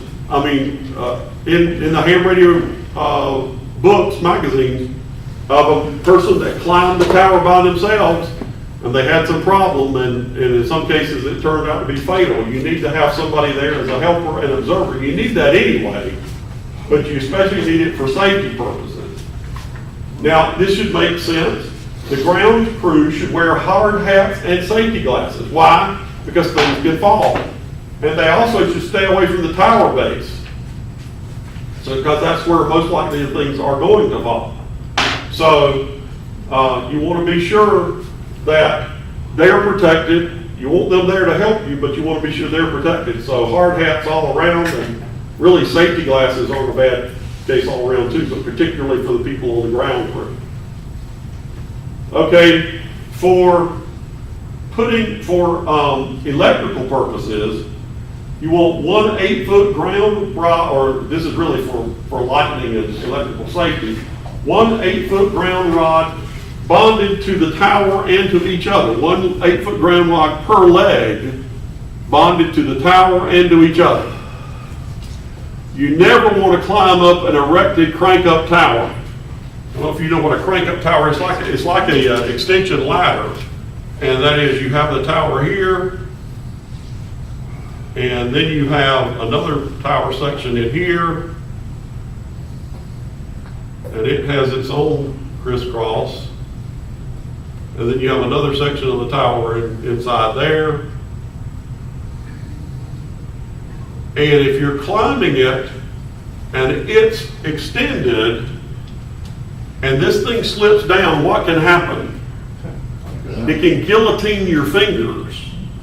It can literally crush your fingers or cut them off. Or your arm, if your arm should be stuck in there. Or a foot. Or a foot, that's right. Foot, anything that's stuck in there, the weight of that tower coming down is going to be stronger than your bones for your feet, your hands, or arms, and it's going to cause major damage.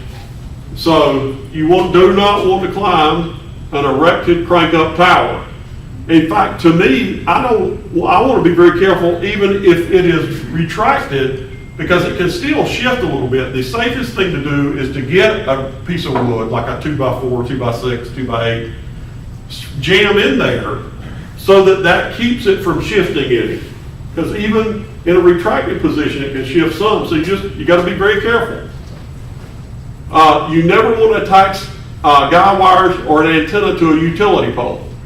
They're awfully convenient, and it's nice to see them there. But you can't attach. First of all, if you do, as soon as they come out, they'll disconnect it and drop it anyway. They will not allow you to do it. But secondly, from a safety standpoint, you shouldn't do it. So it's not going to last long if you do it. As soon as an electrical lineman or somebody like that comes by, they're going to get out and just chop it and let it fall, and you'll come back to an antenna. Part of it's on the ground. So, even if you get away with it for a week or two, you're still taking tremendous safety risk. Okay, there's something called a gin pole.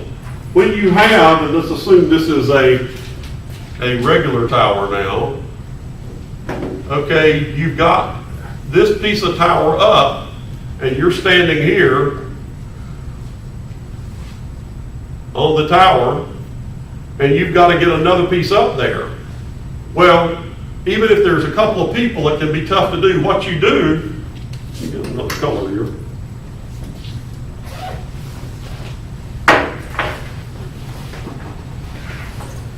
There's something called a gin pole. You bolt this pole to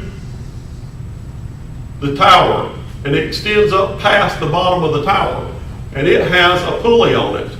And what happens there is the pulley goes up and over and helps you pull up the new tower section.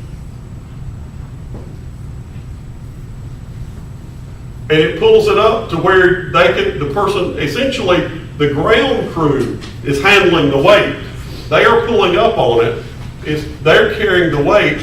It gets pulled up high enough here, and the person at the top of the tower just guides it down into the slot it's supposed to be, and then puts the bolts in.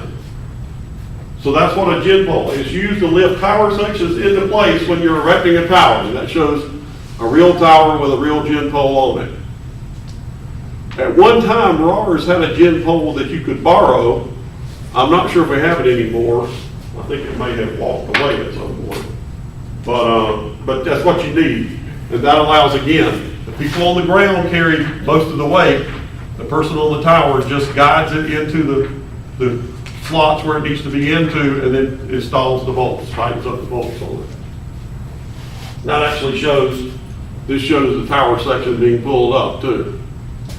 The only thing it does not show is the person up there that will need to do the work. Typically, there would be somebody up there.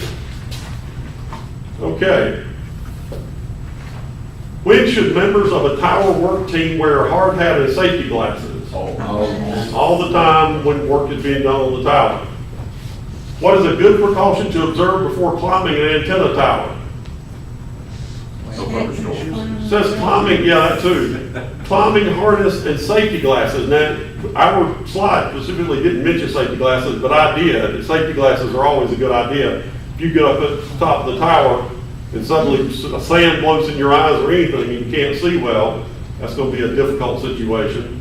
So you want a climbing harness and safety glasses before climbing the antenna tower, and make sure there's no thunderstorms on the way up. And make sure there's not a lot of wind either, because that can get kind of hairy. Which could be different, like when those 18, or those 2,000 foot towers. Oh yeah, the wind's always blowing up there. You know, when I was up there, it was swaying about that. It wasn't heavy wind, but it was still swaying a little bit. Yeah, I got a buddy of mine who used to climb towers, and he said down here, it may only move like this much. Right. But when you're up there, it's moving like this much. Oh yeah, you know, when I was up there, and it was not a windy day, but it was still moving pretty good. If you're scared of heights, Oh yeah, yeah. Like I said, I was hoping that if I just did that, I would cure my fear of heights, and it did not work. Under what circumstances is it safe to climb a tower without a helper or observer? Never. Never, that's right. What is an important safety precaution to observe when putting up an antenna tower? The fault is, You want to look and stay clear of any overhead electrical lines. So if you see a line up there, you don't want to put the tower up here. What is the purpose of a gin pole? To lift the tower section. Or the antenna, it can help lift the antenna too. What is the minimum safe distance from a power line to allow when installing an antenna? 10 feet. Yeah, 10 feet is the absolute minimum. oh, 150% is the safer minimum. I mean, that's the safer, but the minimum is 10 feet. What is an important safety rule to remember when using a crank-up tower? don't climb it. Never climb it unless it's in a fully retracted position. What is considered to be a proper grounding method for a tower? We mentioned that. You want separate 8-foot ground rods for each tower leg, bonded to the tower and to each other. Why should you avoid attaching an antenna to a utility pole? The antenna can connect high voltage power wires. Okay, that's it for safety. Let's take about a 5-minute break. Let's take a short one this time, and I'll be ready. We'll go with chapter 8 next. We'll see how far we can go. Regulations. And kind of like what we said, most of this stuff really is kind of things you have to memorize, because some of it is self-evident why it's true, and then some of it is just kind of because they say so. This is not so much logic that comes into play here. So in a station, you have a control operator. It's responsible for the station operation and must be licensed. The control point is the point from which the station is controlled. That's pretty self-evident there. So, control operator and control point are first things we have to think about. Okay, this is where it can get a little complicated, except people don't let it get complicated because essentially they don't do what is said here. If you're visiting a ham friend, first of all, it's easy if both of you are in the room. If he's in the control point, it's pretty easy. You can use your friend's call sign. If he's got a higher class license than you can use his privileges as long as he's around to be a control operator. If he leaves, you can still use his call, but you can only use your privileges using his call. If your license class is higher, be sure to append your call to the host when using privileges not granted to his license. You know what people really do? They just use their call sign. Because it's using KM4ABC/W4CP can get old pretty quick. So people just say this W4CP. Technically speaking, you should, in fact we joked about it, you should have like a penny and you hand him the penny and that's you renting his station for the next hour. So then it's your station and you can legally call it W4CP. But I'm telling you what the regulations say and then what actually winds up being done, and I've seen it done many times. Unlicensed people may operate your station, provided there's a licensed amateur present as the control operator. The control operator must always be present at the control point. Technically, you're not supposed to walk out of the room while they're talking, while they're transmitting. You can walk out of the room while they're listening. There's no rules, no laws about listening. You're getting licensed to transmit. Okay. When is an amateur station permitted to transmit without a control operator? Never. Who may a station licensee designate to be the control operator of an amateur station? Only a person who is a licensed ham, that means his grant appears in the FCC database, or is who authorized for alien reciprocal operation. So essentially they gotta have a valid license in the USA. It could be an alien reciprocal or it could be just another licensed ham, but that's the only people you can designate to be the control operator. Who must designate the station control operator? The owner of the The station licensee. Your license has got two parts to it. It's actually two different licenses. There is the station license,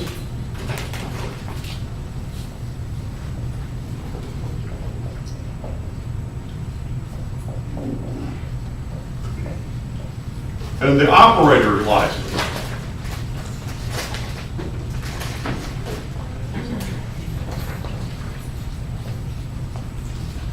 So the station license means that you can designate who can be the control operator of your station. So that kind of is who owns the equipment, but it's a legally defined term.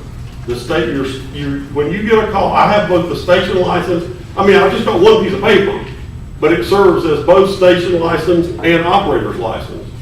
When I'm away and I operate some other station, I'm using my operator's license because it may not be my station. So that's kind of where a little bit of confusion can come in. The ham license you get is both a station license and an operator's license.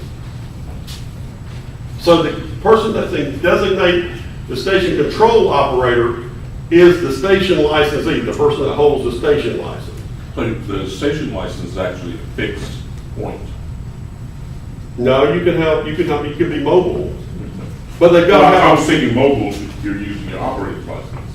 No, but it's still somebody has to own that equipment. Somebody has to be responsible for that equipment. So it's still the station licensee is responsible even for mobile equipment. So But anyway, so yeah, there's two parts to it, even though there's only one piece of paper you get. What determines the transmitting privileges of an amateur station?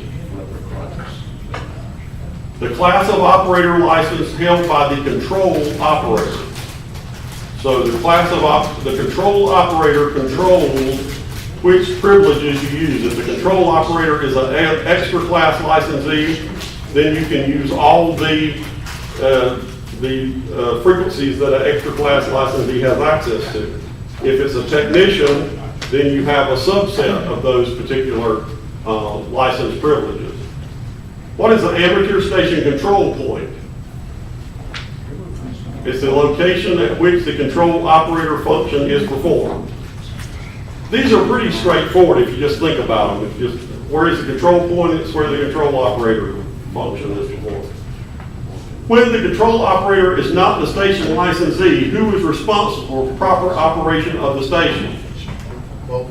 Even if the control operator is responsible and the station licensee, they're both equally responsible. So neither one of them can duck out and say, well, it wasn't my station. No. And the station licensee can't say, well, I wasn't the control operator. They both are equally responsible. Who does the FCC presume to be a control operator or amateur station unless documentation to the contrary is in station records? They assume the station licensee. That's another reason to have a log. If you turn the control operator position to someone else, make a note in the log that control operator for this period was John Doe, whoever it is. When under normal circumstances may a technician class licensee be the control operator of a station operating in an exclusive extra class operator segment of the amateur bands? Are you talking about a technician class being control operator, but the station is operating in the extra class bands? Extra class Never. license. At no time is what they're saying here, which is the same as never. So you can't do that. If you're the control operator controls the privileges of that station. So if the technician licensee is control operator, then that station is limited to technician class frequency segments. Okay, any questions on that? Okay, identification. We've mentioned this several times. Should be able to go quickly. You need to ID every 10 minutes and at the end of a contact. If your call can be misunderstood, use phonetics. Unidentified transmissions are never allowed, well, almost never. Remember, if you've got a remote control station, you only have to have the station's call sign and whatnot on the transmitter, a label on the transmitter. So in that case, it would seem as though there was unidentified, well, there would be unidentified transmission. So that's a pretty rare exception, but it is an exception. So you can use self-assigned designator. If I am operating on 440 megahertz single sideband, and I'm in Los Angeles visiting a friend in Los Angeles, and I'm using a station there, and we've got the call sign thing straight. I'm using my call sign.